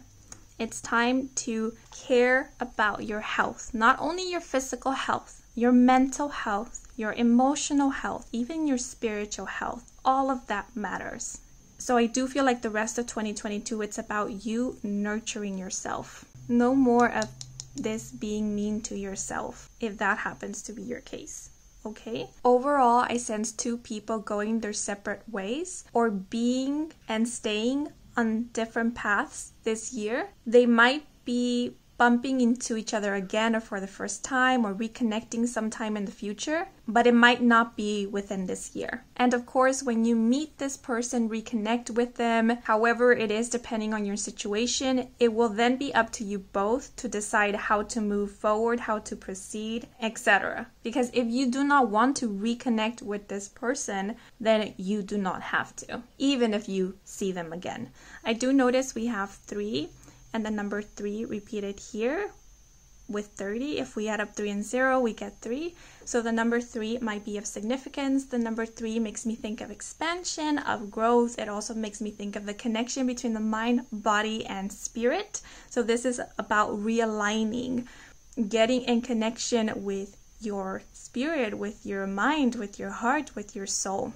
So if you happen to see repeated 3s or the number 33, then this might be a sign or confirmation from your higher self or spirit that this is a time of healing. This is a time of taking well care of yourself. Okay, but those are all the messages I am seeing for you guys. I hope you enjoyed this reading. I hope it brought some guidance, some clarity. If it did, then please leave a like or a comment. If you are new to this channel and you want to stick around for more readings with me, Kim, then please do subscribe. I do offer personal readings. All the information is in my website, and the link to my website can be found in the description box down below. Thank you so much for watching until the very end. And thanks to all of you who took a moment to watch the ads. That is one of the most simplest way to support me and my channel. So muchas gracias. But that is all for now. So until next moment, bye bye. Hola seekers who chose group 2, the Broke Itch Tarot Training Deck. Bienvenidos to your reading. Just in case you happen to skip the intro, this reading is for those of you who are single, who are inquiring about someone in specific or have someone particular in mind. Okay, so I will start off the reading with an intuitively channeled message. So what came through when connecting with the energy of this group was an image of a moth. And of course, this is what came through in my mind's eye. So if moths hold a specific meaning for you, if you have been seeing moths frequently, physical moths or images of moths, or possibly in your dreams, then this might be a confirmation that the message you're about to hear is meant for you. Now, moths to me personally symbolize transformation, inner wisdom, as well as shadow work or inner work. And actually moths are making me think of the High Priestess in the tarot deck. I intuitively sense that there is something you are being asked to let go of. Yet you might be struggling and letting go of this. To me, it feels like there is something hidden. If you are seeking for clarification, for a truth of sorts, I sense that what you seek is already in front of you. You already have it. It has already been given to you, but there is almost this refusal to see it, to acknowledge it. I do sense that a lot of you are undergoing some type of shadow work, and because of this, you might be undergoing a lot of changes in your life, not only within, but also, externally. And all of these changes are actually here to help you transform and obtain sort of like a spiritual freedom and to awaken to your truth. The word rebirth keeps coming to mind. So sometimes when we undergo changes, we are asked to let go of certain things in order to give space for new energy. So what is it in your life that you are struggling to let go of? And why do you think you're struggling to let go of this? What is the fear that is keeping you from surrendering, from letting go? Because I feel like the moth is asking you to recognize this fear. Liberate yourself from the holds of fear by recognizing what that fear is. But definitely I feel like this is a transformative phase for you. There is a lot of shadow work going on here, looking at your fears, looking at those parts of you that you intentionally hide or run away from because you deem bad or unworthy or feel ashamed of, and releasing that fear, that resistance by accepting all of who you are. Okay, but now I'm going to shuffle the cards and see how this connects to what is awaiting you in terms to romantic love.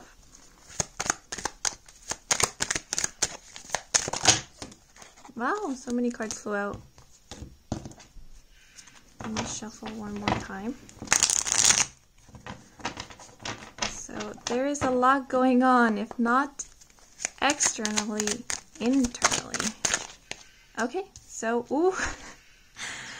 we have the Lovers. Okay, the card of course is upright and the key terms are kindred spirits, desire, and connection.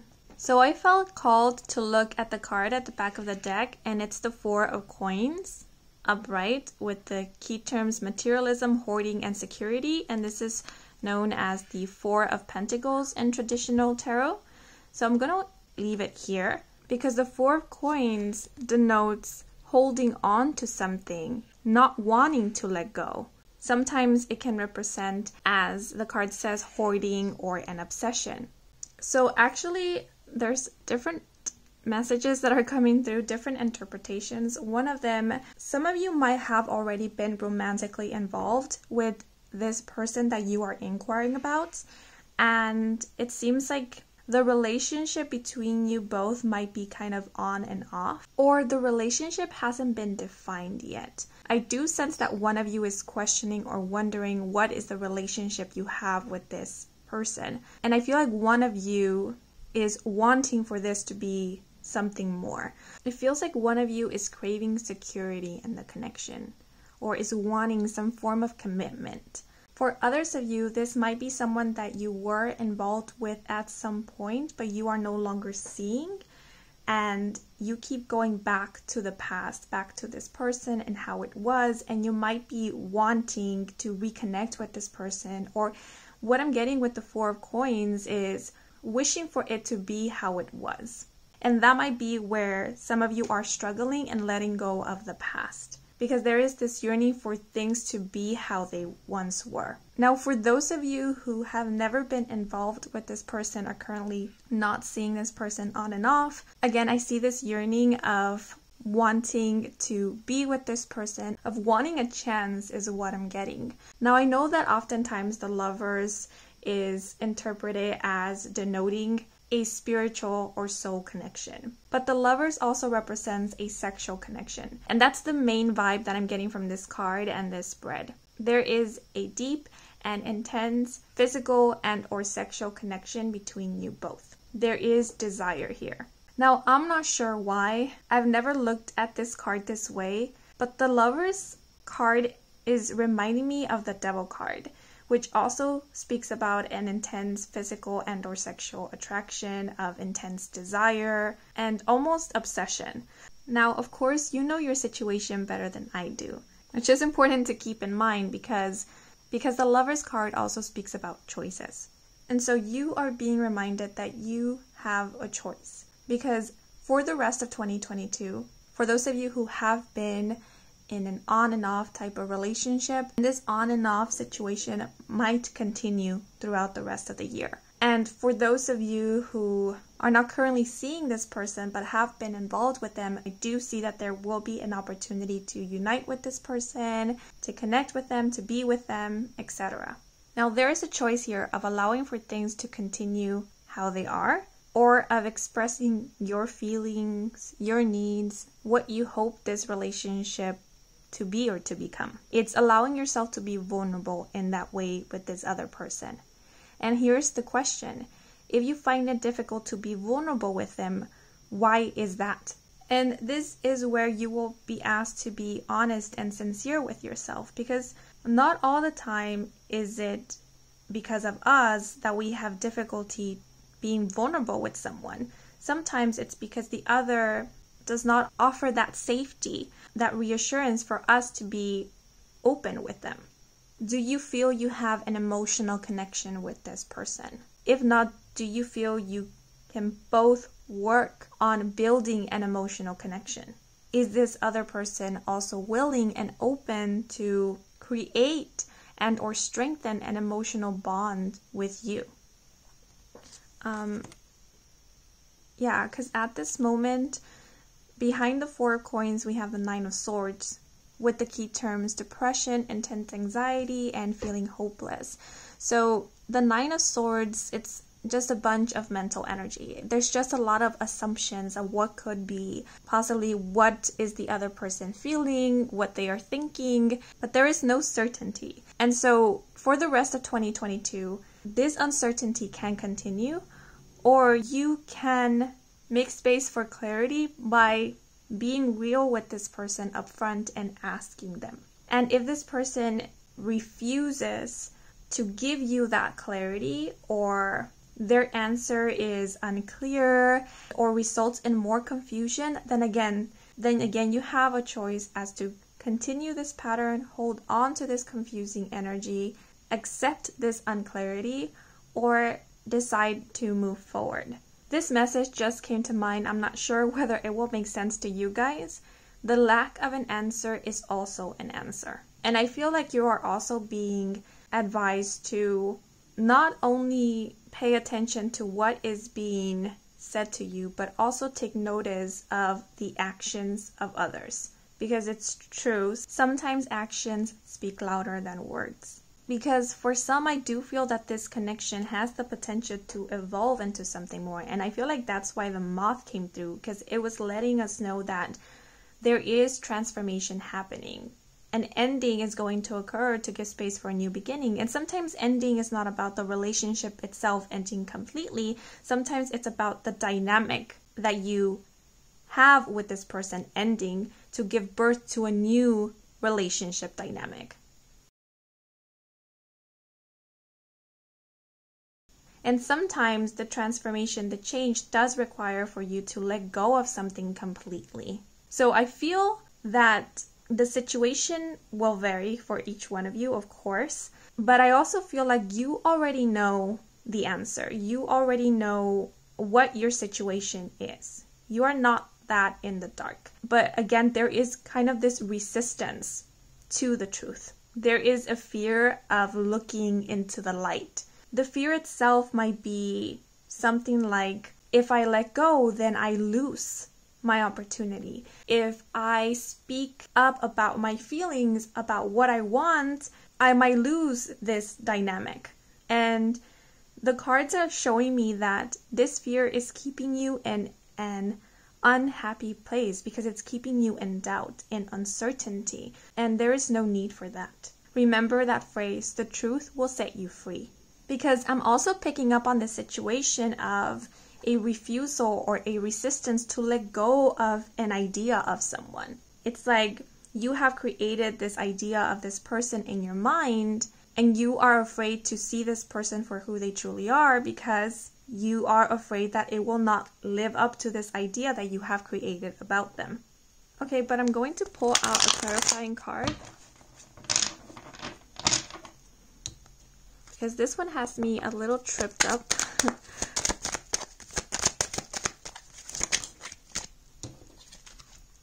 Okay, we have I believe this is the Knight of Wands, and it's in reverse. This is the number 45 and the order. Okay, so because there is the word order here and it's in reverse, the first thing that came to mind was there is a lack of order. The Knight of Wands reminds me of passion. I know that the Knight of Wands, when it's upright, it's often described as an energy that comes in and out, and it can tend to be a bit reckless at times. It's a very free-spirited energy. It does not like to stay in one place for too long, so it does lack a bit of commitment.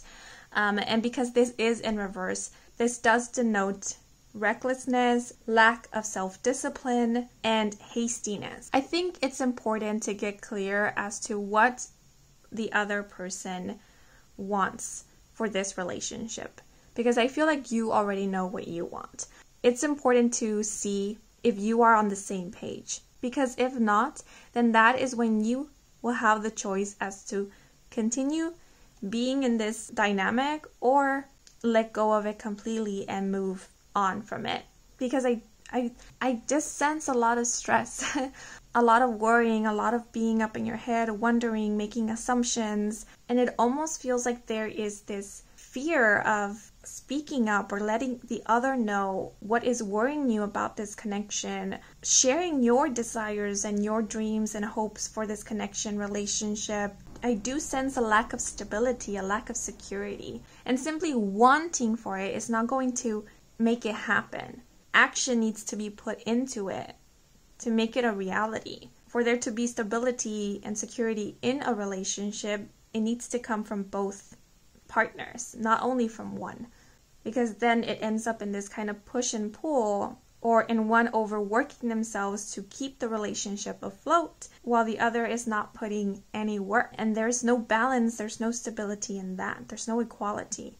So find the order in your life, in your romantic life, by being an active participant in it, by understanding that your desires, needs also matter, and that you're not asking for too much when you're asking for clarity. So just to summarize or reiterate, you will be seeing this person again this year, and there will be a decision that will be made as to whether you choose to be honest with this person about what has been worrying you, gain clarity in the moment, or whether you decide to let things play out on their own. Let things continue as they are. Because like I said, I do sense that someone in this relationship wants commitment, but it's possible that the other person really hasn't thought about it. And I feel like the other person is being represented by this Knight of Wands in reverse. Maybe they fear commitment, or they're not ready to commit. And I feel like this can also not only be seen in their romantic love life, but also in other areas of their life. I'm going to pull out one card.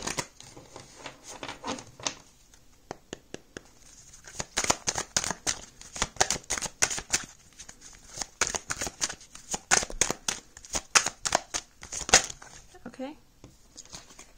And we have number 5 with holler. Yeah, you see? With the key terms or key phrases: communication, honesty, courage, sharing, revelation, surprise news, text, phone call.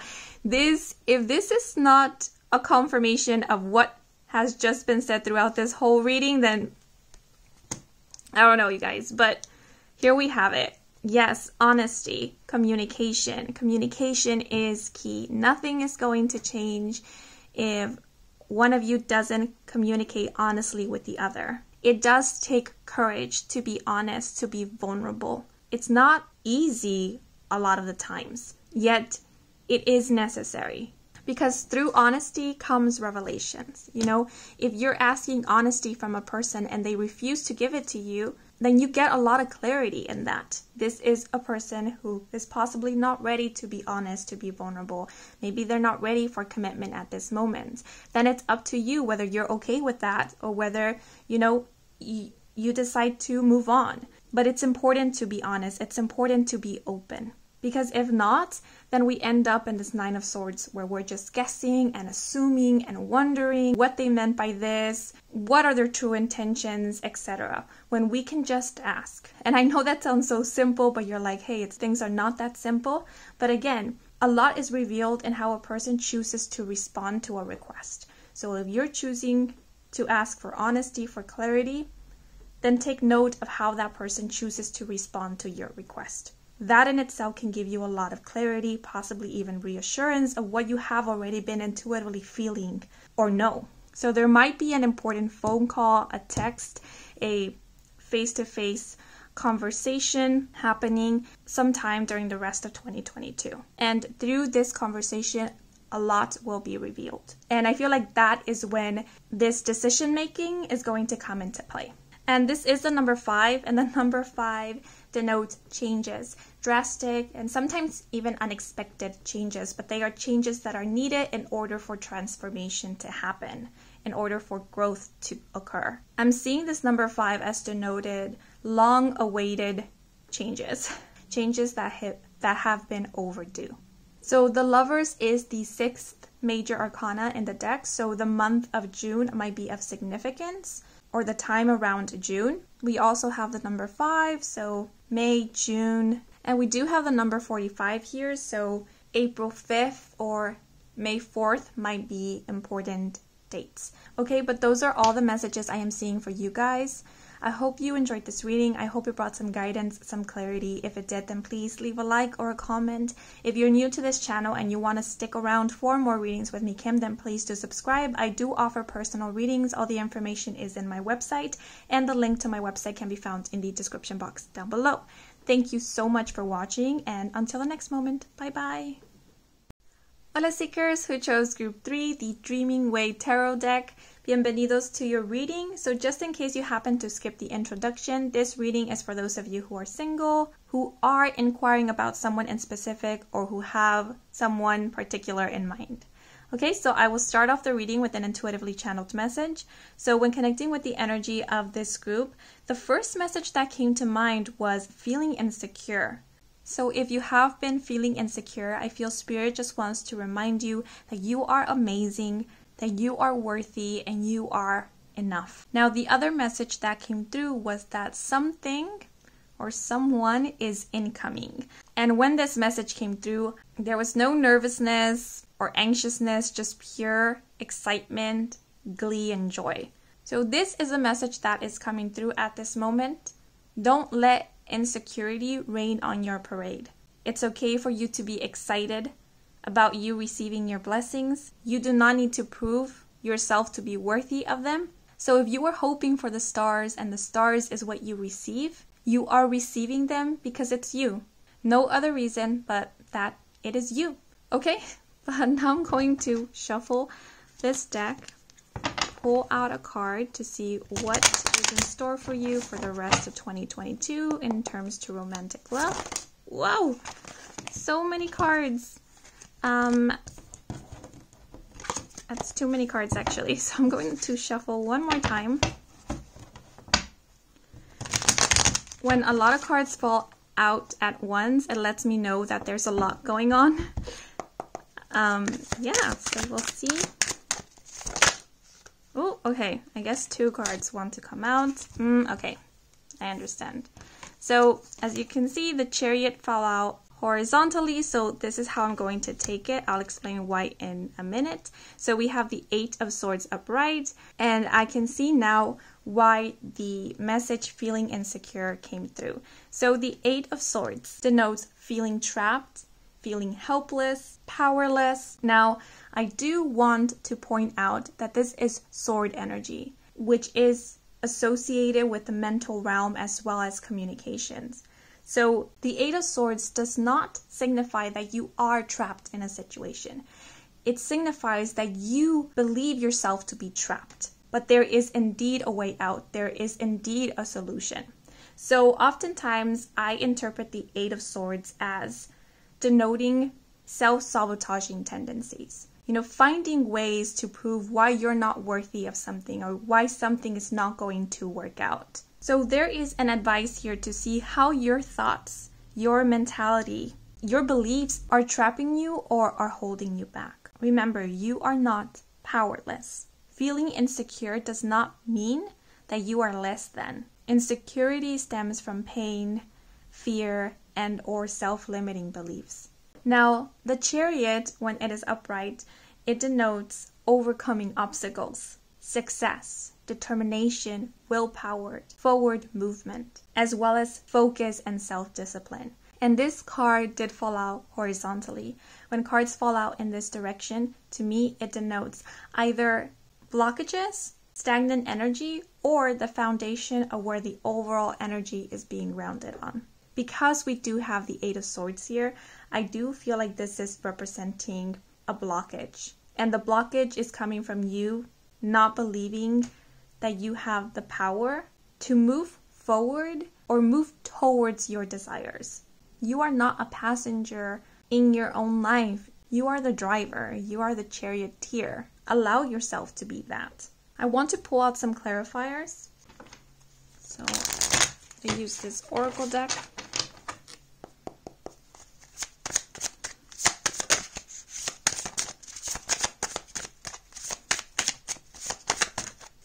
Okay, this one fell out horizontally as well. Ooh, we have inner vision. Interesting. It's interesting because this person is blindfolded. So I feel like you are being advised to look within to find the solutions, look within to find the answers. I feel like this is also speaking about opening your eyes, opening your inner eye, but also opening your eyes. I feel like there's a lot going around you. If it's not around you, it is within you. There might be a lot of mental chatter going on. And so there is an advice here to not give so much focus to that mental chatter, because thoughts are just thoughts. They do not represent the truth. And everyone has opinions of their own. Just because they have an opinion doesn't mean that they are in the right, or that what they say has to resonate with you or be your truth. So be mindful as to what you are paying attention to, because I feel like doubt is playing a significant role in your life currently. And it is this doubt that is not allowing you to realize that something is incoming. Because this Chariot, I feel like this is the energy that is incoming. And it's coming in pretty fast. And so this Chariot might be representing the person that you're inquiring about. And having the cards set up like this individual riding the Chariot is looking directly at this person and the Eight of Swords. And they're literally marching or riding towards this person and the Eight of Swords.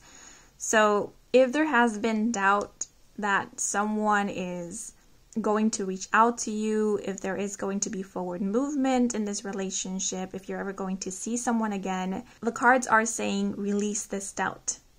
Release yourself from this doubt. See the signs that have already been sent to you. Acknowledge them.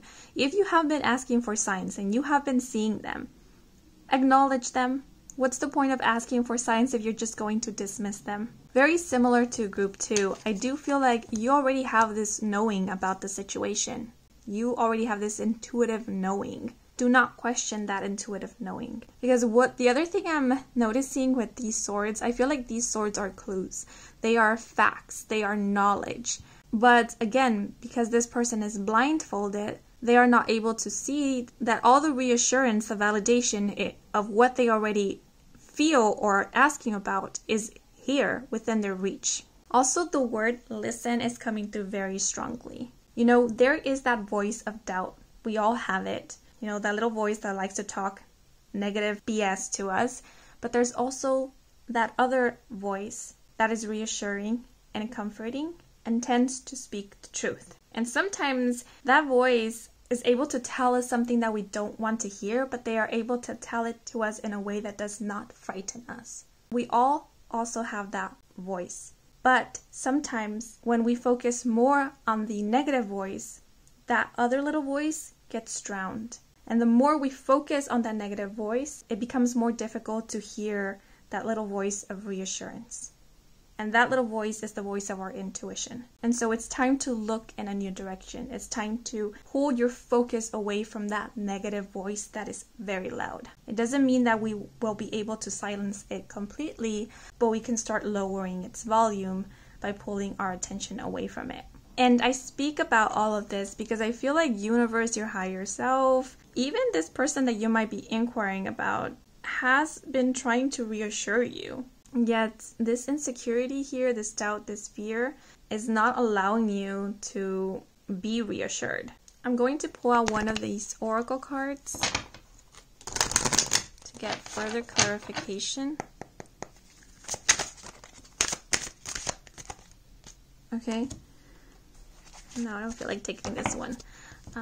So we'll look at this one. So we have the number 28 with over yonder, and the key phrase is focus forward, anticipation, potential, eyes on the prize, choices and surprises. Yeah, anticipation. Recall I mentioned how I felt excitement and giddiness. You know what? Actually, if you have been feeling anxious lately, notice if this is because you are picking up on something incoming. Sometimes we can sense when the energy is shifting, and because we don't know exactly what's going on or what's incoming, we can react to this energy shift with anxiety, because there's that feeling of the unknown. But it doesn't necessarily mean that what we are picking up on is bad. So notice if you have been picking up on an energy shift, if you intuitively feel like something is incoming or something is about to change. And I do sense that whatever is incoming is something that you have been waiting for. So for example, if you have been waiting to meet this person, get together with this person, communicate with this person that you're inquiring about, then I do see this happening for you sometime during the rest of 2022. So with the message, eyes on the prize, we were talking about opening your eyes. Keep your eyes on the prize. Fear can talk shit, and so can insecurity, but you keep your eyes on the prize. If you are wondering whether there is potential for this to become something more, for a relationship to bloom, for a love to blossom between you and the person you are inquiring about, this card is confirming that yes, there is potential, and you will be reassured. Once meeting this person, once connecting with them, talking with them, hanging out with them, you will be assured and reassured that there is something here, that this person has mutual feelings for you. So don't ask your insecurity for confirmation, because your insecurity is always going to find ways to not validate what you already know to be true. See the situation yourself. Open yourself up to the truth. With the Chariot and the key phrase focus forward, so the cards are encouraging you to focus on moving forward. There is no need to look back. Mountains do make me think of obstacles and barriers, but I feel like these are the obstacles that you are creating for yourself through doubts, through fears, through your thoughts. And so the challenge, you can say, for the rest of 2022 will be to get over this mountain. And with the Chariot card being here, the cards are reassuring you that this can be done. You can do it. Whatever obstacles that present themselves, be it within or externally, they can be overcome. But it's important for you to believe in yourself. I feel like this reading is more about you rather than the relationship itself. I'm not getting a lot of information in terms to this other person or the connection or the relationship. Sometimes a spirit finds an opportunity to deliver a message that has nothing to do with the topic of the reading, and it is because they feel it's important for you to hear this or know this. So yeah, just keep that in mind. I'm just going to pull out a clarifier to see if they give us any information about the person you are asking about, or this connection. So we have the Queen of Wands with the number 40 and wine. So the Queen of Wands denotes someone who is confident, someone who is very magnetic. This is someone extremely creative in a sense that they are ingenuitive. They are not limited by their imagination. So when it comes to finding solution, this is someone who will find a way. I feel like the Queen of Wands is someone who believes that there is always a way. The Queen of Wands does denote someone who is fairly cheerful and very assertive. We do have the message, wine is the symbol of cheerfulness and gaiety. As I mentioned, I was picking up on this energy of giddiness and joy. So there are cheerful times coming, but allow yourself to experience them by not keeping yourself stuck in this Eight of Swords energy. The Queen of Wands might actually be representing this person's energy. So the Queen of Wands is a fire sign, Aries, Sagittarius, and Leo. So they might be a fire sign, sun, moon, or rising, or might have fire predominant in their chart. But for some reason, I'm feeling like this Queen of Wands is representing your energy and kind of the energy Spirit wants for you to embody or to not shy away from embodying. And of course, they're not asking you to change who you are. This is not about that. This is more about a reassurance that you can be confident and feel confident about who you are. You can be assertive.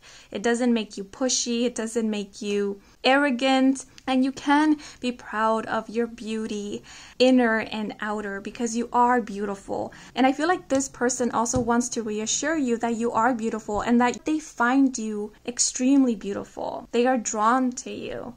It's like what I'm getting is that they cannot compare you to anyone else, and they would never dare to compare you to anyone else, because to them you stand out. You are one of a kind. You are you, and you are everything. Now, I know this is a reading for those of you who are inquiring about someone in specific, but for some reason I just get the feeling that this is someone that you haven't met yet. It feels like new energy to me, and that can happen sometimes when the energy has shifted. They're embodying a new energy.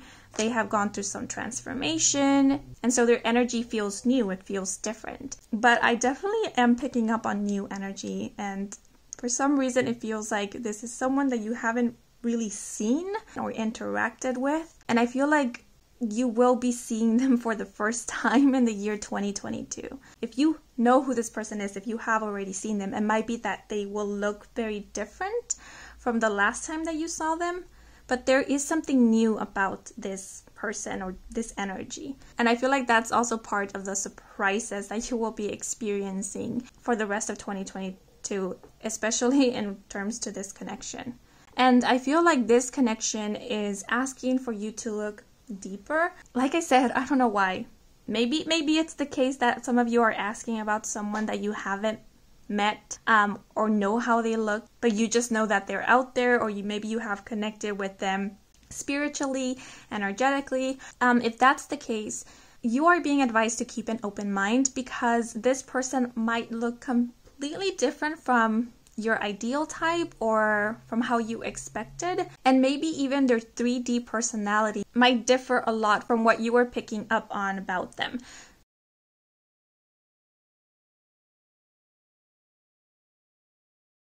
With the inner vision here, with this person being blindfolded, it's almost like the cards are saying you might not recognize them with your physical eyes, but you definitely will recognize them if you see them through your inner eye, through your intuition, through feeling, through energy. I know that message was a bit strange, so it might only resonate with a few of you.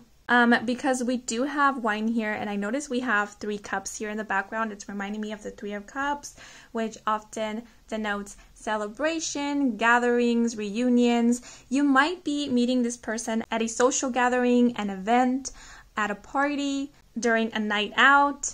And because we do have the Queen of Wands here, I feel like either you or this person is going to stand out. It's like the attention is going to be focused on you. So One thing I can think of, it's like if you decide to go to a karaoke bar, you might be chosen to sing a song. And so all the attention is focused on you, and that's how you stand out. This person is able to see you, identify you, recognize you, or it can be vice versa, where the attention is on this other person. But definitely you stand out to each other in one way or the other. And I do feel like this person is coming towards you, towards where you are. So because we do have a major arcana, this is the 7th card, the month of July might be of significance, or the month of April. We also have the number 28, so the 28th of a month might be important, or February 8th, August the 2nd might be important dates as well. Looking at the number 28, if we add those numbers, we get the number 10. 10 makes me think of endings, conclusions. So you might be going through some type of ending before or when you meet this person. And maybe that's what is causing you to be a little up in your head or wondering about things. But remember, with every ending comes a new beginning. So the ending might be an indicator of change, of something new coming into your life. And this new might very well be this person, this energy we were speaking about. Okay, but those are all the messages I am seeing for you guys. I hope you enjoyed this reading. I hope it brought some guidance, some clarity. If it did, then please leave a like or a comment. If you are new to this channel and you want to stick around for more readings with me, Kim, then please do subscribe. I do offer personal readings. All the information is in my website, and the link to my website can be found in the description box down below. Thank you so much for watching until the very end. And thanks to all of you who took a moment to watch the ads. That is one of the most simplest way to support me and my channel. So muchas gracias. Yes, but that is all for now. So until the next moment, bye bye. Hola seekers, bienvenidos to your love reading. This one is for those of you who are currently in a relationship or are romantically involved with someone.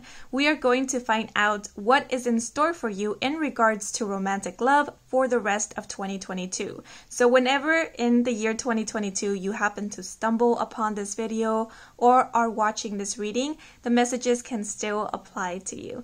Okay, so as it was mentioned with the previous groups, this is meant to be a quick read. At least that was the intention for this pick a card, but we'll see how it goes. You know, things don't always go as planned or as intended. I do have various divination tools set aside just in case I feel called to use them for your reading. As you can see, we do have 3 groups to choose from. And since I am going with the flow, the groups will vary in how many cards I will pull out and or what divination tools I will be using. So just a heads up. Okay, but as mentioned, we have 3 groups to choose from. Starting off, representing group 1, we have the Broke Itch Tarot Training Deck. For group 2, we have the Dreaming Way Tarot. And for group 3, we have the Wildwood Tarot. So take a moment and see which of these decks calls out to you, because the one that calls out to you will be your group. And the timestamp for each group is provided in the comment section down below so that you can skip right on over to your reading. Okay, so now that you have chosen, let's get right into your messages. Hola seekers who chose group 1, the Broke Itch Tarot Training Deck. Bienvenidos to your reading. Just in case you happen to skip the introduction, this reading is for those of you who are currently in a relationship and or are romantically involved with someone. Okay, so I will first start off the reading with an intuitively channeled message. So what came through when connecting with the energy of this group was the message, we are here, as well as designing your world. And I actually did see an image in my mind's eye of an older male. They did give off the vibe of a fatherly figure. So with the message, we are here, I actually feel like this is coming from either your spirit team or from your family, especially from loved ones who have passed on. They want you to know that they are here with you, and I got choked up all of a sudden. Okay. They want you to know that they are always here with you, looking after you, protecting you. Not only you, but your family. And they love you so very much. You are not alone is what I feel they want for you to know. You are not alone. Now with the message designing your world, I do feel like your spirit team, your family, your loved ones, they are encouraging you to live your life, to enjoy yourself, to design your world.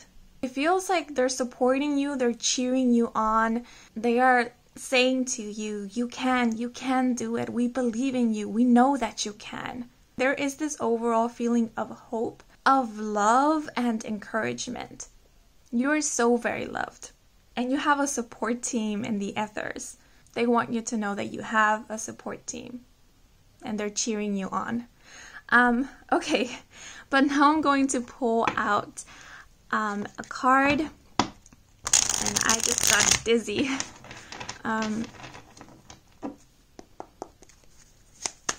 See what is in store for you for the rest of 2022 in regards to romantic love.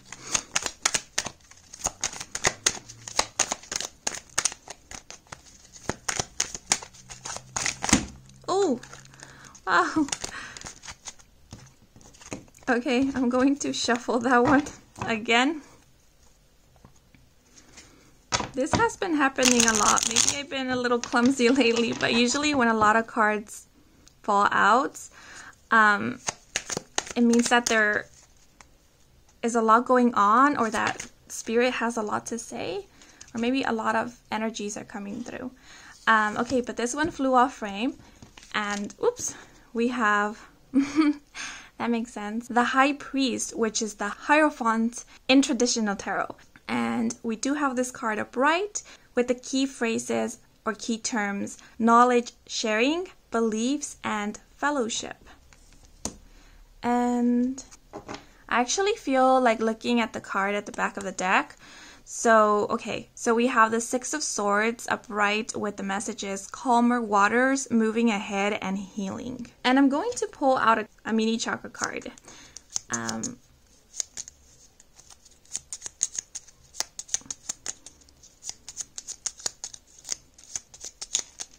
Okay, so this one fell out, and this is the solar plexus chakra. It's interesting because I would associate the Hierophant with masculine energy, and the solar plexus does connect with masculine energy as well. And it's interesting because the image that I saw in my mind's eye was of an older masculine or male figure. Now, masculine energy, healthy, balanced, grounded masculine energy, represents loyalty, commitment, stability, certainty, protection. And the Hierophant denotes traditional institutions, traditional values, commitment, marriage, religion, beliefs. So I'm seeing a focus on commitment and stability. Now we do have the Six of Swords here, and the Six of Swords denotes moving into calmer waters, healing, overcoming challenges. It can also represent the calm after a storm, as well as guidance. The Six of Swords comes out when your spirit guides want to reassure you that you are protected, that they are here with you.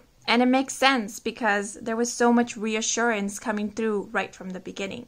Now, because we do have these two cards together, I do sense that some of you might currently be going through a breakup or possibly even a divorce. And I say divorce because the Hierophant or the High Priest is the card of traditional institutions, marriage. And it's so interesting how the High Priest or the Hierophant, it's being represented in this card because he is holding a scythe. And whenever I see a scythe, it makes me think of cutting away or cutting cords. And then we do have the Six of Swords. So if you are currently going through a breakup, a separation, a divorce, and you are struggling with the whole situation, wondering if things are ever going to feel steady again, or if you can or if you will heal from this, or you're simply going through it, the cards are letting me know, especially because we have the Six of Swords here, that you can and you will heal from this. And that, yes, things will feel stable once more. You are moving into calmer waters. Things might feel a little bit hectic and confusing at the moment, but it won't always be this way or feel this way. Now, with the solar plexus showing up here, again, this is speaking about stability, but the solar plexus also deals with our sense of self-worth, with our sense of self. And so If there is anyone watching this video who is being too hard on themselves, who is blaming themselves or putting all the blame on themselves, there is a reminder here to be gentle with yourself, to be more compassionate with yourself. Now, because we do have the Six of Swords here, I do sense that some of you might be, it could be traveling, a long distance travel, but this could simply be relocating, moving into a new location, a new space, or moving out of a place. And this transition itself might be very difficult. And if you have been wondering whether this is a good idea, whether this move is necessary, I feel like the cards are saying it's not that it's necessary, but this move will help. And it will help and assist with your healing. It might give you more space for you to address what is hurting you at this moment, to address wounds, or to really register what is going on, or to let things really sink in and digest them. Sometimes we need to detach physically from a situation in order for healing to begin. You know, it's not always necessary, but sometimes it is needed. And I feel like this would be a case where it would be helpful. Now, noticing how this person in the Six of Swords card is looking back at the High Priest, I feel like these cards are representing the energies of the two individuals in this relationship and or connection. I do sense that there is someone in this relationship who is or was very stubborn. They had a difficult time of letting go of their old ways, especially their habits, tendencies, or ways that really hurt the Six of Swords person. Because I feel like the one who is being represented by the High Priest really had difficulty adapting or making changes. And they might even had difficulty with understanding the other person in the relationship, understanding their needs. And yes, I do sense that there was a level of difficulty. Like the High Priest sometimes struggled with this, but I also feel like they themselves were not putting in the effort. So for example, they were not trying to understand. They were not trying to make a difference or make a change or see the other person's perspective. Seeing how this High Priest is holding the Sith at arm's length, it makes me feel like the High Priest tended to want to keep people at a distance from them. Maybe they had difficulty with really connecting emotionally or being vulnerable. And because of that, there might have been a lack of communication or even reciprocation at times. Now, the Six of Swords person is giving me this vibe of hope. It feels like they're always hoping for a change, always hoping for something to be different, always hoping for more, but never really seeing much change. Because as you can see, this Six of Swords person is still looking back at the High Priest. But the High Priest is still holding on to their old ways.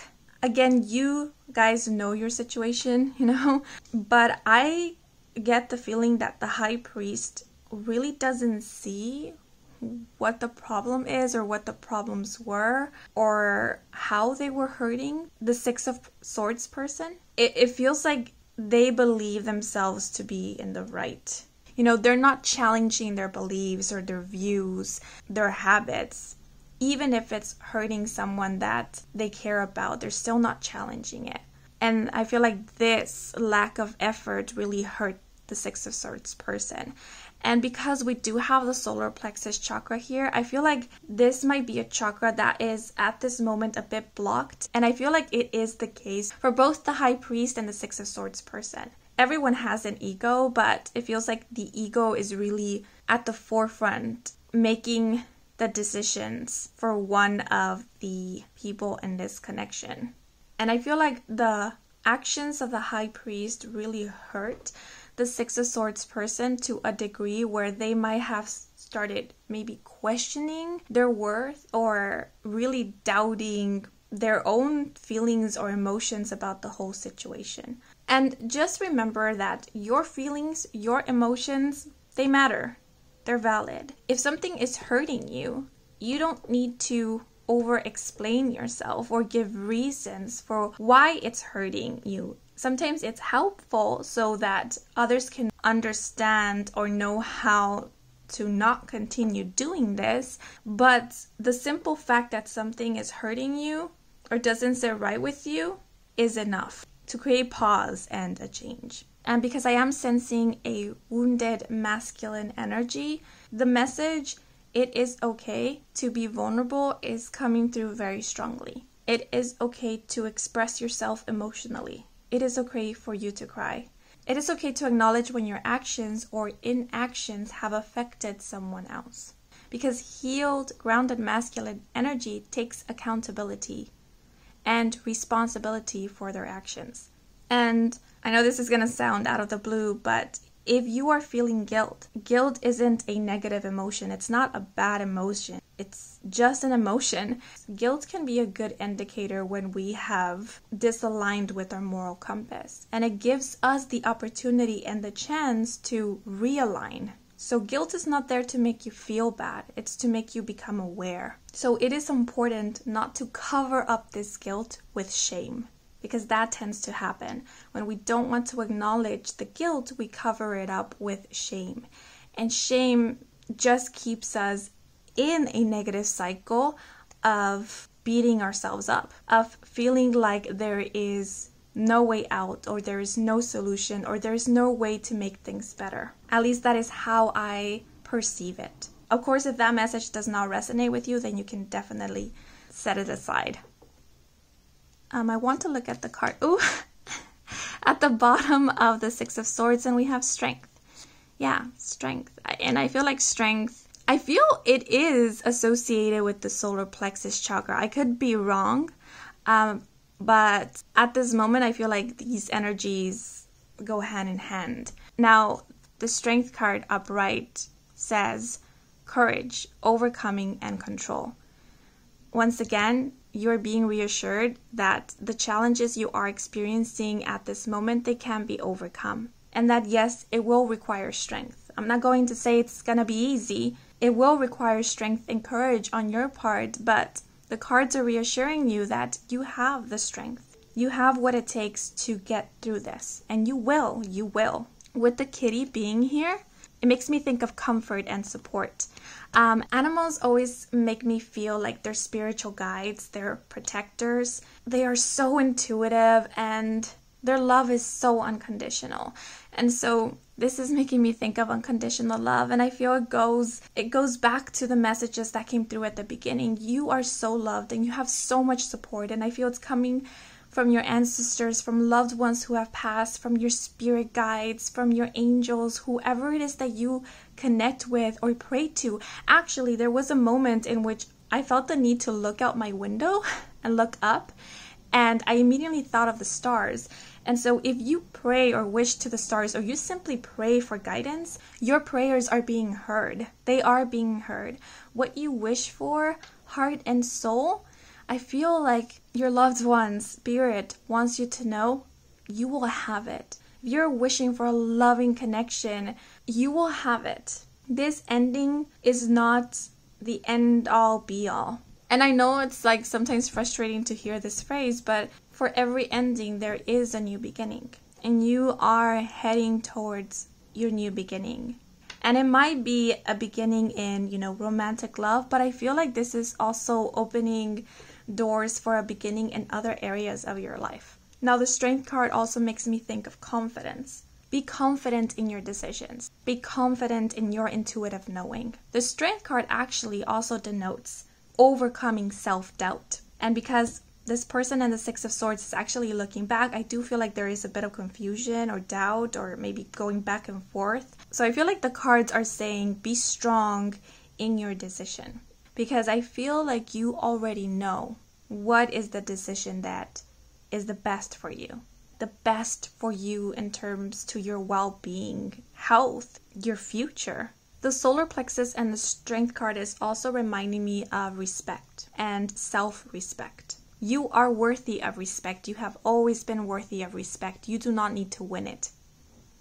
So for the rest of 2022, I do see you transitioning. I do see you moving forward. I do see you possibly even physically moving, it does feel like a time in which you are going to be healing or acknowledging and really, as I mentioned before, digesting everything that has happened and is happening. And so that's why I feel like Spirit really wanted to let you know that you're not alone.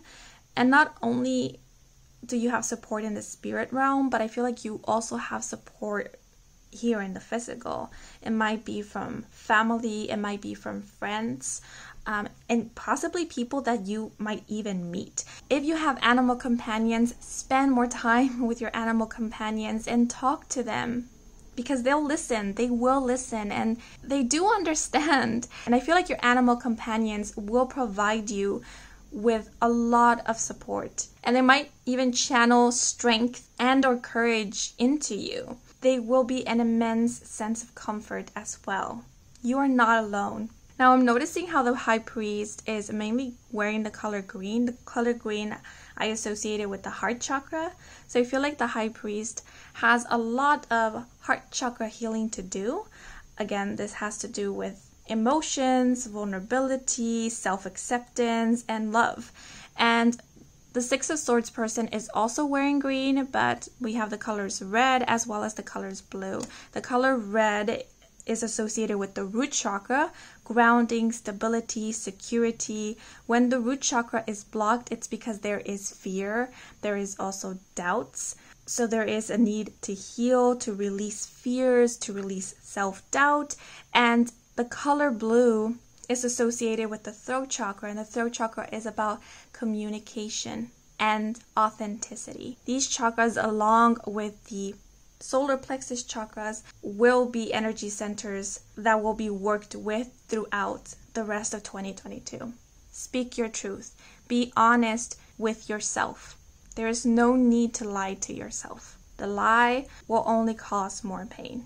I feel like pulling out one more card. I feel like there is a direct message that your guides or loved ones want to share with you. So I'll give them space to communicate through this oracle deck. I feel like this reading was more of a reassurance than anything else for you guys. Okay, so we have quiet your mind and listen. Talking all the time or asking others for advice drowns out your inner voice. Talk less, feel more. Yes, and with this being having an antenna, I feel like you are also receiving messages from not only your spirit team, but from your higher self. You can even think of it as your future self. Your future self is sending you messages and reassurance. And I was going to mention this at some point. When we are going through difficult times, we tend to ask for advice from others, especially if there is confusion, if there is self-doubt. But sometimes when we ask for a lot of advice, the comments, they can confuse us even more because everyone has different opinions. And remember, this is your journey. The decisions that you make will be decisions that need to come from you. So you can ask for advice, but the answer will come from you. As I always say, advice is to be listened to, not to be taken as truth or fact. I sincerely feel like this is the message that Spirit wanted to directly deliver to you. Quiet your mind and listen. Talking all the time or asking others for advice drowns out your inner voice. Talk less, feel more. And I feel like this is also a message about feeling into your feelings. Don't distract yourself from feeling what you need to feel, because the more you distract yourself, the more that you suppress, and all those emotions then build up. The more we hide them, we end up with a blocked heart chakra. Okay, but those are all the messages I have for you guys. I hope you enjoyed this reading. I hope it brought some guidance, some clarity. If it did, then please leave a like or a comment. If you are new to this channel and you want to stick around for more readings with me, Kim, then please do subscribe. I do offer personal readings. All the information is in my website, and the link to my website can be found in the description box down below.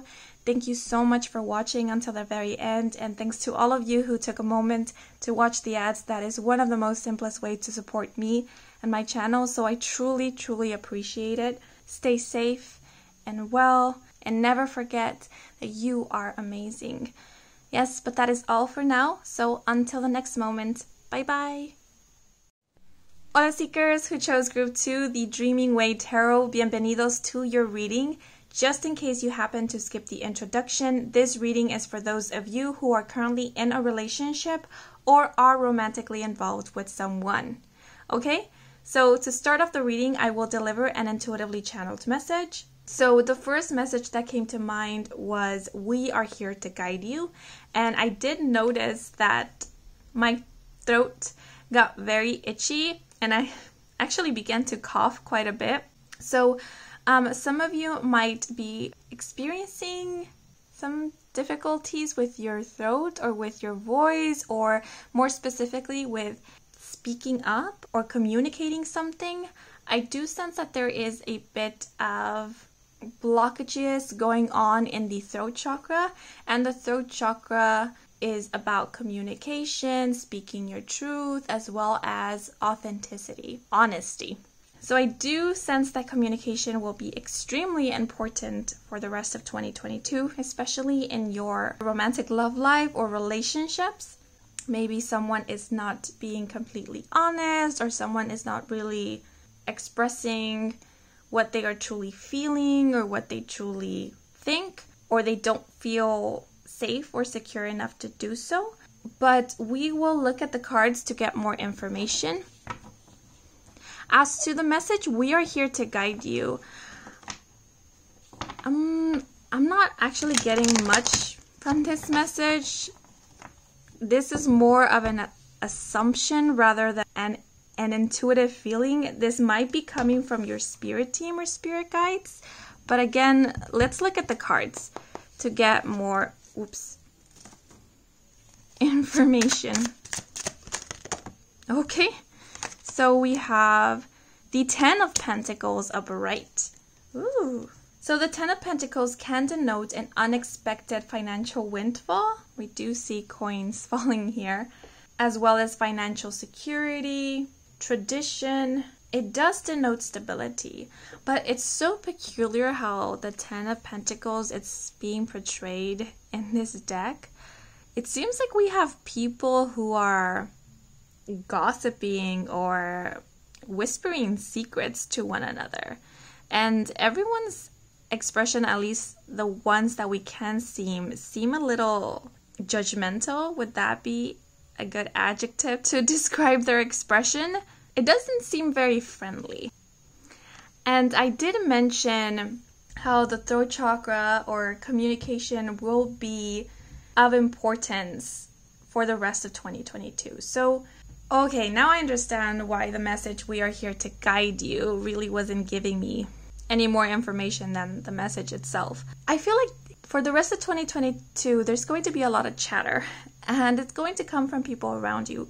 Because this is Ten of Pentacles, this might be coming from family or people who associate with your family. And I feel a lot of these people are going to provide you with advice or commentary that most of the times will be unsolicited. And they are providing you with unsolicited advice because they feel that they are helping you or that they are guiding you. The message that is coming to mind is, I only want the best for you. You might hear this a lot from these individuals.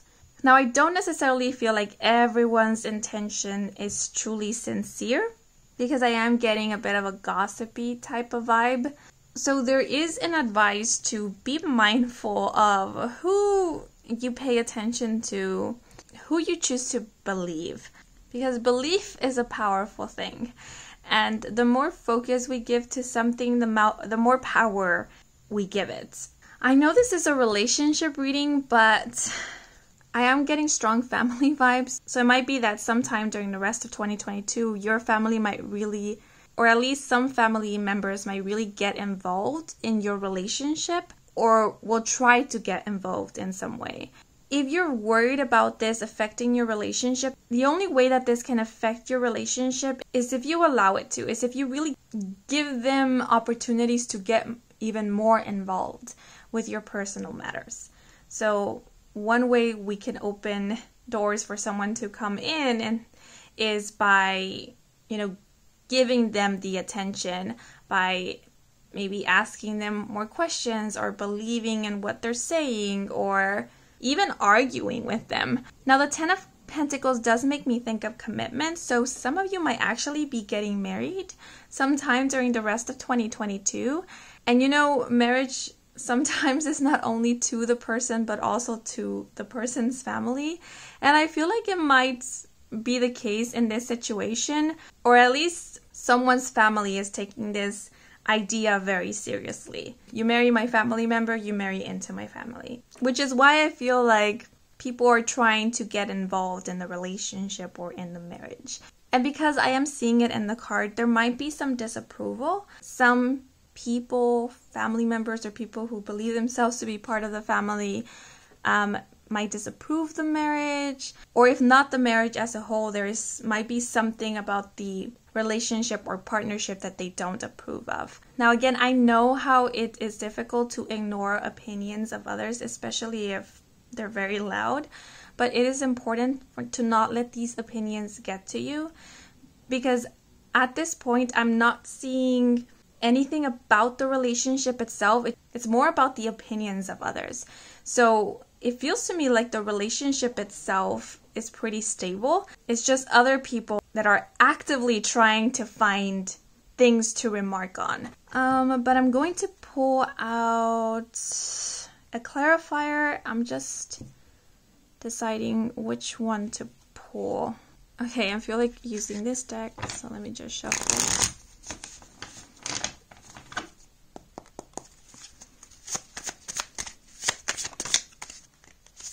Yeah, we have the card breath. Sorry. And this is representing the inhale, the retaining of the breath, and the exhale.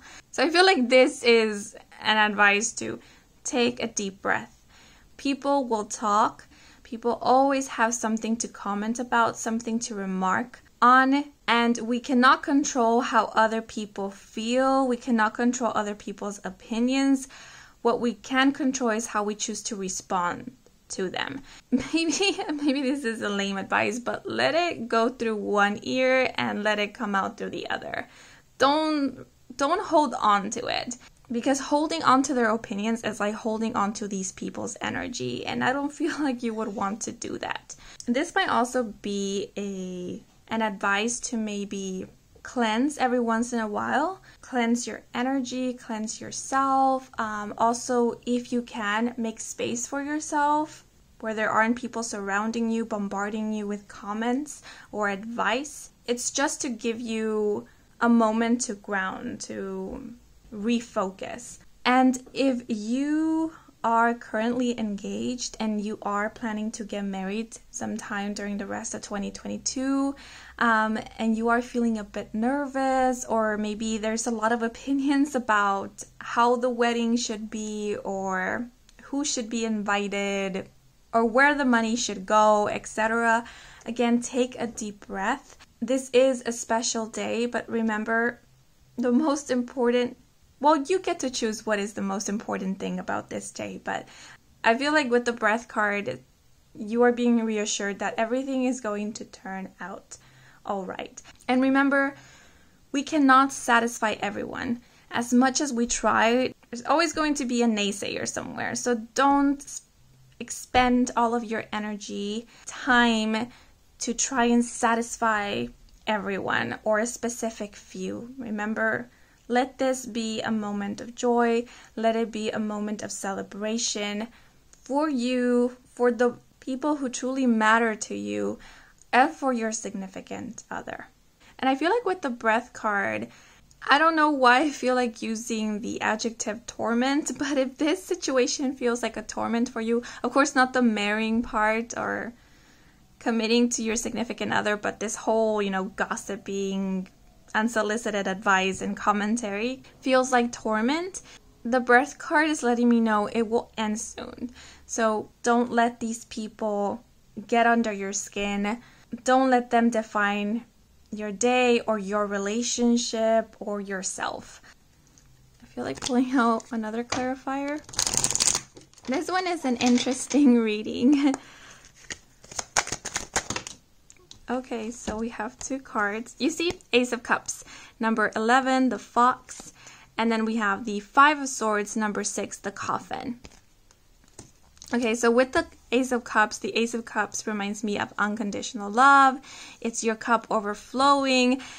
I don't know why it is reminding me of commitment, of long-term partnership, of celebration and community gathering.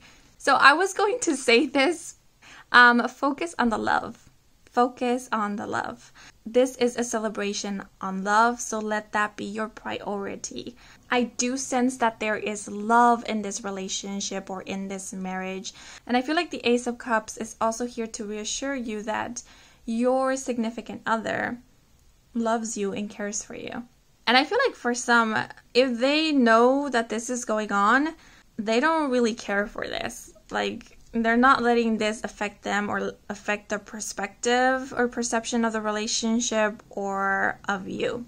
We do have this 5 of Swords here, and the 5 of Swords can denote a lack of communication, but it also denotes standing up for yourself as well as knowing when to walk away. It's sort of like knowing how to choose your battles. With the Coffin being here, this is making me think of an end, being done with something. And so I feel like this is representing being done with this energy.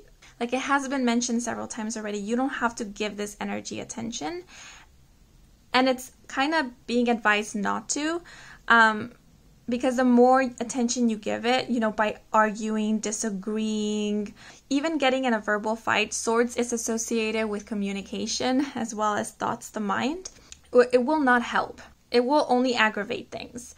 It will only make space for these people to intrude more, to get all up on your business. And so because these 2 cards fell out together, yes, stand up for yourself, respect your boundaries, let other people know what your boundaries are. But there's no need for violence, be it verbal violence, because you can choose to be above that.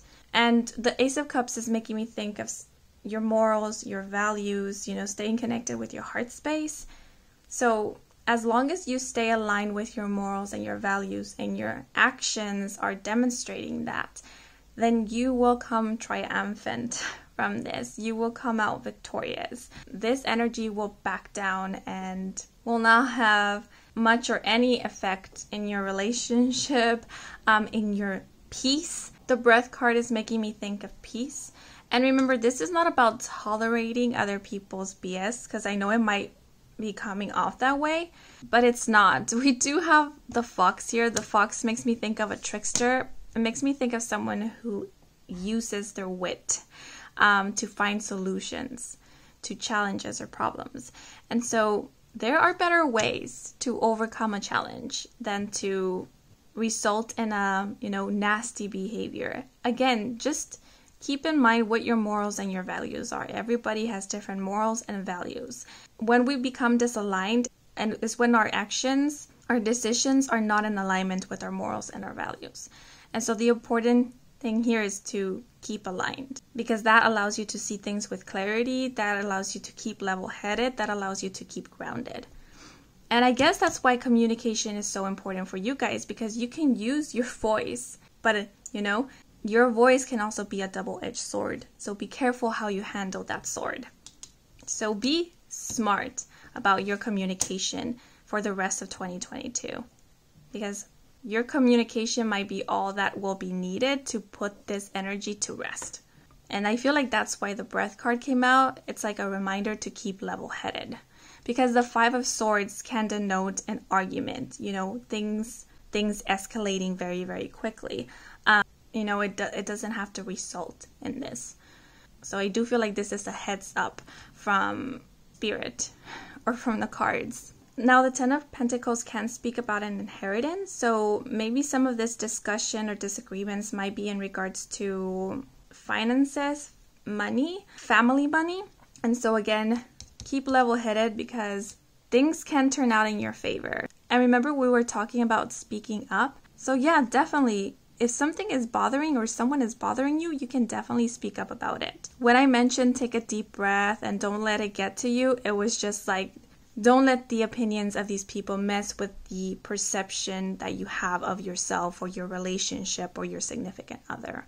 That's what I meant. But definitely, if you need to speak up about something that is bothering you or you're just had enough with, then definitely do that.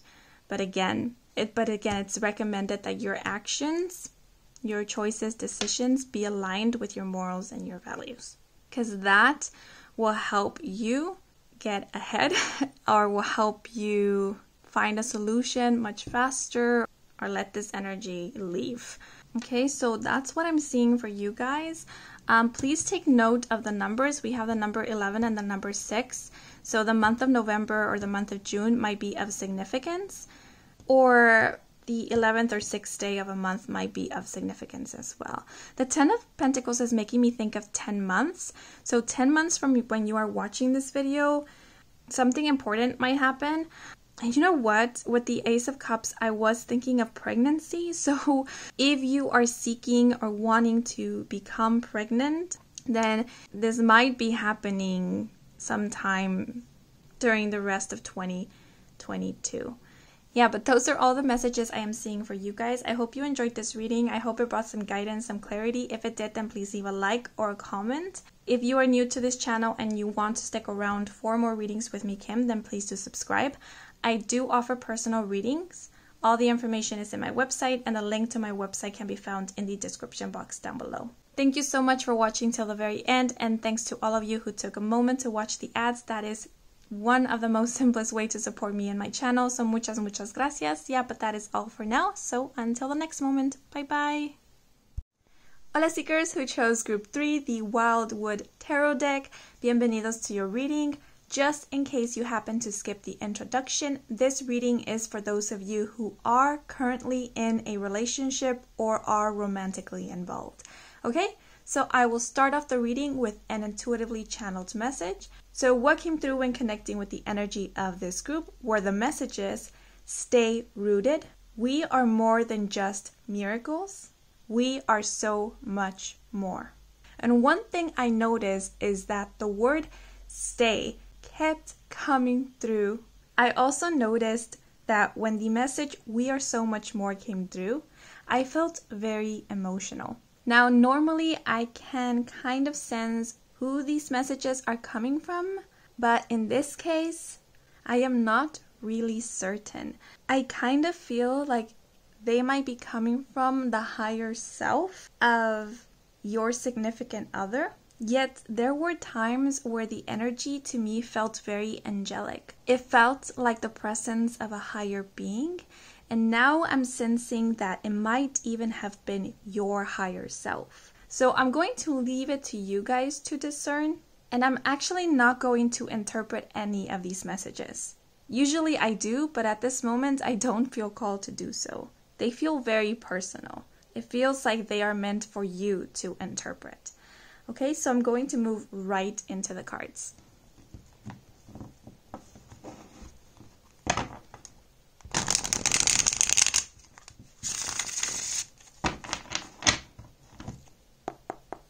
Okay, so let's see what is in store for group 3 in terms to romantic love.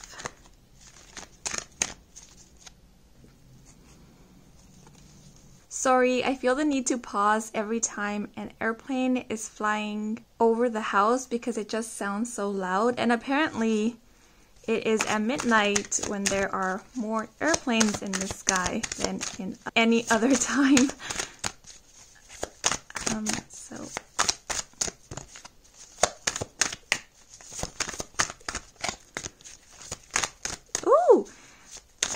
Interesting. Airplanes. And then we have the message, stay. Okay, so this is the card that fell out for you guys. Ooh, and we have the Green Woman, and this is the Empress in traditional tarot. I love this card. Okay, so the Empress denotes fertility, nurturing, creativity, and creation. It also denotes beauty, nature, and the arts. Now, the Empress or the Green Woman is connected with feminine energy. So this card also speaks about pregnancy and motherhood. The Green Woman denotes life. And actually, there was a point when I was connecting with the energy of this group, and the word that came to mind, actually, it wasn't a word. It was more of a feeling, like an intuitive knowing. Well, anyways, the word was pregnancy. And I just recalled this when looking at this card. So for those of you who have been working to become pregnant or have been wishing or hoping to become a parent, I do see you possibly becoming pregnant or becoming a parent sometime during the rest of 2022. Of course, this message is for those of you who are looking to become a parent or become pregnant. Yet I do feel like there is a bit of a heads up here to be cautious this year because there is so much potential for creation. So if you're not seeking to become pregnant, do have caution. Just keep that in mind. Now, speaking about creation, I am sensing a lot of sensual, sexual energy. So there will be an intense physical attraction and connection between you and your partner. I see a lot of passion here. The word vitality is coming to mind because the Green Woman does denote creative energy. You might be feeling very creative with your partner during this time. You might be exploring new things in your relationship or trying new things, or there might be this yearning to kind of get out of routines, to do something different. Of course, this can be in terms to your physical intimacy with your partner, but this can also be talking about how you connect and spend time with each other. So, for example, if you tend to go to the same place whenever you go out on a date, the rest of 2022, you might spend a little more time trying to think of new places to go to or trying out new activities for your dates. And I sense this is mutual. This yearning, this longing for something different, for something new is coming from both of you. So I do see both of you putting equal efforts into spicing up things is what is coming to mind, or igniting each other's passion. Oh, okay, now I understand why the message stay came through. Some of you might be feeling like there is a need to, I'm not sure how to phrase this. I don't want to phrase it incorrectly, but like to re-attract your significant partner, or how do some people say it? Make your significant other fall in love with you all over again? Because what I keep seeing in my mind's eye is someone glamming up, accentuating their beauty. And of course, it is for themselves, but it's also with the intention of surprising your significant other. Like looking good for you, but also looking good for your partner. And I'm not sensing this in a way of trying to please your significant other or putting all this effort just for them. It feels like it's for the both of you. What I'm getting is like a love language. This might be the way that you express your love, or your significant other expresses their love.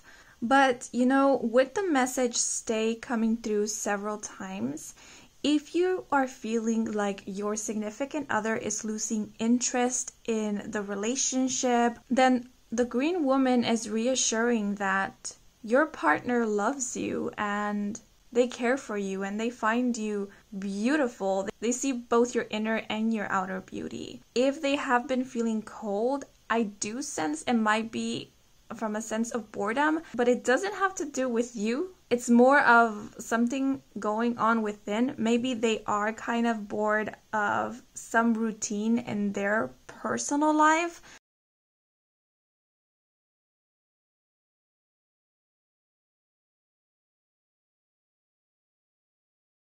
Honestly, with the Green Woman here, I do feel like doing something different, maybe in your daily routines, might actually help the situation, because I feel like it will also help you. Because, you know, if it's not your significant other who is feeling this way, this might be you. And if so, I feel, once again, doing something different, spicing things up, but in your day-to-day life will actually help with this a lot. It will help with reminding yourself how beautiful you are and how beautiful your partner knows you to be, and also to bring some reassurance that there is still love in this relationship. There is still passion. There is still that romance, because the energy of sensuality is so very strong and prevalent here. And I do notice we have the color red here. The color red is associated with the root chakra. The root chakra is where we ground. Remember that message, stay rooted. Also, the root chakra deals with our sense of safety, security, and stability. So one of the things that I was going to mention previously when I was talking about exploring and or trying new things is that this exploration is possible because there is a sense of safety in this relationship. There is this knowing that if one of you is uncomfortable with something, they can let the other know that they are not okay with it without feeling any guilt or shame, and also knowing that the other will respect their boundaries. There is respect here, which makes this trying of new things possible. Because I feel like without it, there would be a fear of venturing into the unknown. The phrase safety word keeps coming to mind, so that might be of significance for some of you. But I'm going to pull out a clarifier.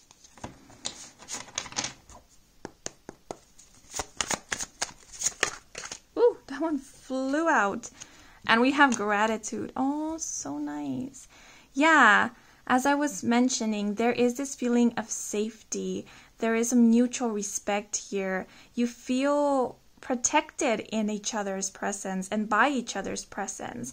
And there is a sense of gratitude. Gratitude for one another. Gratitude for the relationship.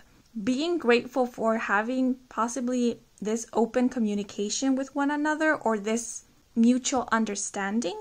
I'm getting a sense of relief with the gratitude card, and what is coming to mind is second chances. So if any of you believe in second chances or have been hoping for a second chance, then you are getting it. If there has been any worries or fears about your relationship recently, I feel like these two cards are letting you know that everything is going to be all right. The number 3 is the number of expansion, the number of growth. And actually, the third house in astrology is the house of communication. So one thing I'm seeing here is that communication will be important for the rest of 2022. So if there is something that is worrying you, especially about your partner and about your relationship, it is important for you to communicate it to them. Opening up to each other about what you're going through, what you are feeling, is important. This will be what will help the relationship grow and the bond to become stronger. Because as you can see, we have a bird here, but right below the bird is this darkness. And I feel like this bird was once in this darkness, but as soon as the bird remembered that they had wings, they were able to rise above the darkness. And what I feel the darkness represents is a lack of clarity, possibly feelings of anxiety and worry, distress, overthinking, because there is constant doubt. So if you feel like that is the energy you have been in or are currently in, then there is this advice here to remember that you have wings. Remember, you have a voice. You have more than one choice here. There is no need to keep this all to yourself. We all know this, right? A relationship is between two people. So acknowledging the other person in this relationship is giving them the opportunity to listen, to understand, and to also communicate their thoughts, their beliefs, their feelings, or possibly to explain something. If something that they have done or are not doing is causing you confusion, then it is okay for you to ask for more clarification. Because the gratitude card showed up, I do sense that your partner is willing to share with you or will be willing to share with you. the initiation for conversation will give way for a lot of healing, will give way for a lot of clarity. And again, we have the color red here, and I'm noticing we have the color orange in the background. The color orange is associated with the sacral chakra, and the sacral chakra is the energy center that has to do with sexual energy, creative energy, and pleasure. So from the darkness, we rise into both the energies of the root and sacral chakra.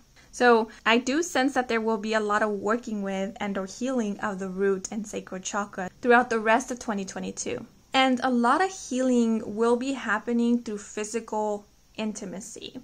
And physical intimacy can be something like a hug, a kiss on the forehead, holding hands, and of course it can be other things, but you guys get the idea. Yeah, I'm sensing a lot of vulnerability as well.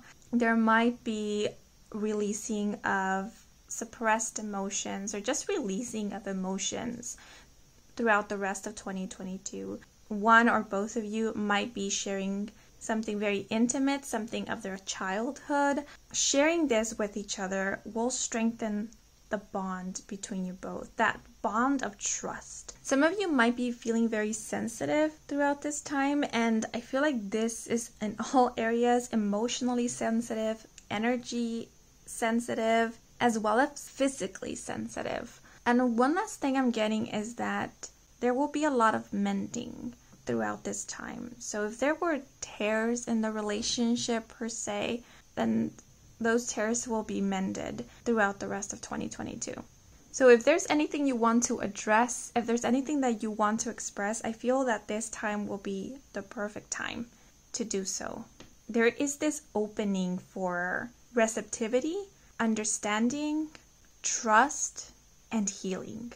Because feminine energy is receptive energy, allowing oneself to receive. So I do see you being open to receive one another's affection, being open to listen to one another, and at the very least try to understand one another.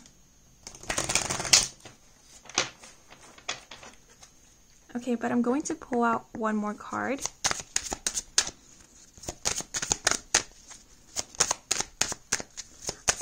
I also feel like one of you might be sharing something in regards to their mother or their relationship with their mother or a mother figure.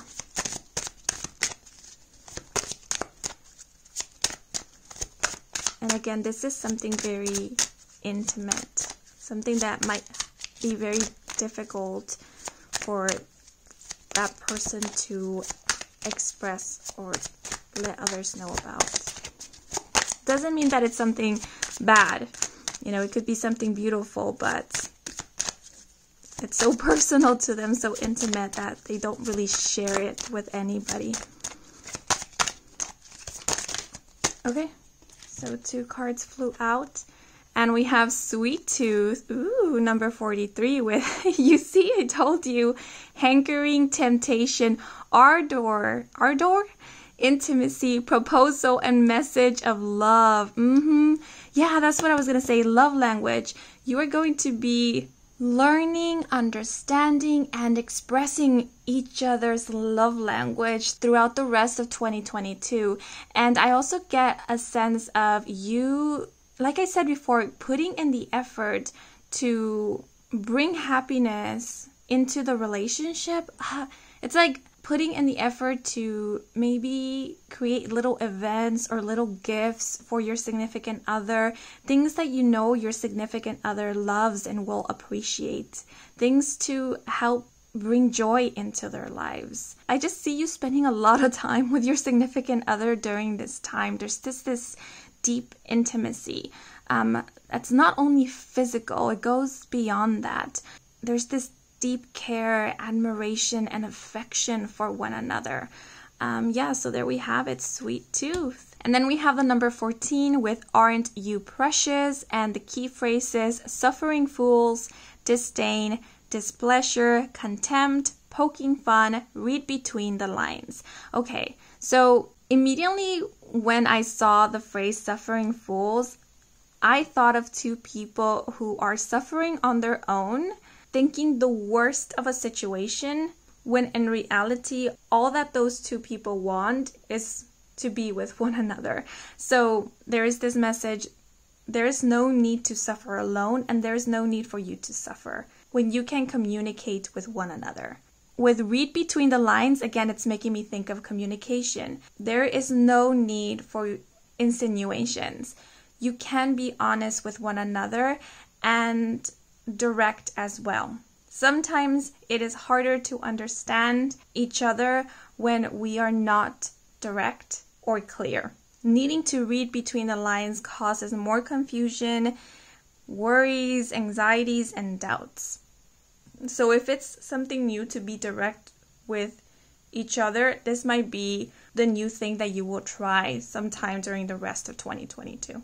Because I actually sense that this card is describing maybe the energy that you are currently in, or that you were at some point in your past in terms to your relationship with your significant other. So again, remember, if there is something that has made you uncomfortable, something that has caused displeasure, let your significant other know. We can learn a lot about our relationship or who we are connecting with when we open up and are honest. With the message poking fun, this is making me think of being playful with one another, of joking with one another, but laughing with each other. This is not about laughing at the other or making fun at the other's expense. This is about you both sharing in the joy. And I feel like during the rest of 2022, you will be building your love language. It's like as a couple, you will be building your own language. You know, having your own inside jokes. It's sort of creating your own little world, kind of living in your own little bubble. I'm just going to pull out some key terms.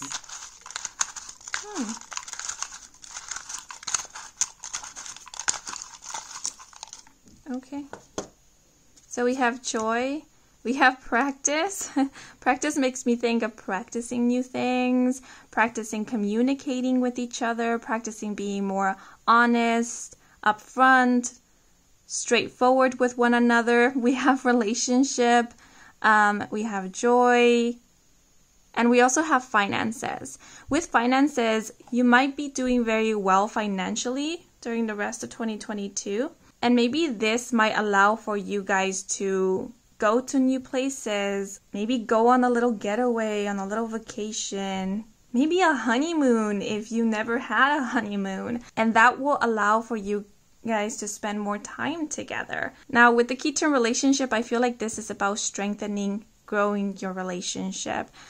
Like I said, practicing new things in your relationship, feeling joy in your relationship and for your relationship, finding the joy in your relationship if you feel like you have lost it. I will note to pay attention to the numbers that are showing up in this spread. We have 43 and the number 14 because we do have a major arcana here. The month of March might have been an important month or a significant month. There might have been some, changes in the relationship. Something important might have happened during that month. If so, this might be serving as confirmation, but also note that the 14th day of a month might be of importance, as well as April 3rd, or like I said, March 4th, maybe something happened on that day, January 4th, and April 1st. April Fools. Ooh, April Fools. So something might have happened during April Fools. Maybe someone played a mean joke or a heavy joke on the other person that wasn't to that person's taste. And if you haven't expressed this to your partner, now's a good time to do so. Remember, it's good to build communication in your relationships. Like some of you might already know that, but sometimes it's good to be reminded. Okay, so those are all the messages I have for you guys. I hope you enjoyed this reading. I hope it brought some guidance, some clarity. If it did, then please leave a like or a comment. If you are new to this channel and you want to stick around for more readings with me, Kim, then please do subscribe. I do offer personal readings. All the information is in my website, and the link to my website can be found in the description box down below. Thank you so much for watching until the very end, and thanks to all of you who took a moment to watch the ads. That is one of the most simplest way to support me and my channel, so muchas gracias. Yeah, but that is all for now, so until the next moment, bye bye.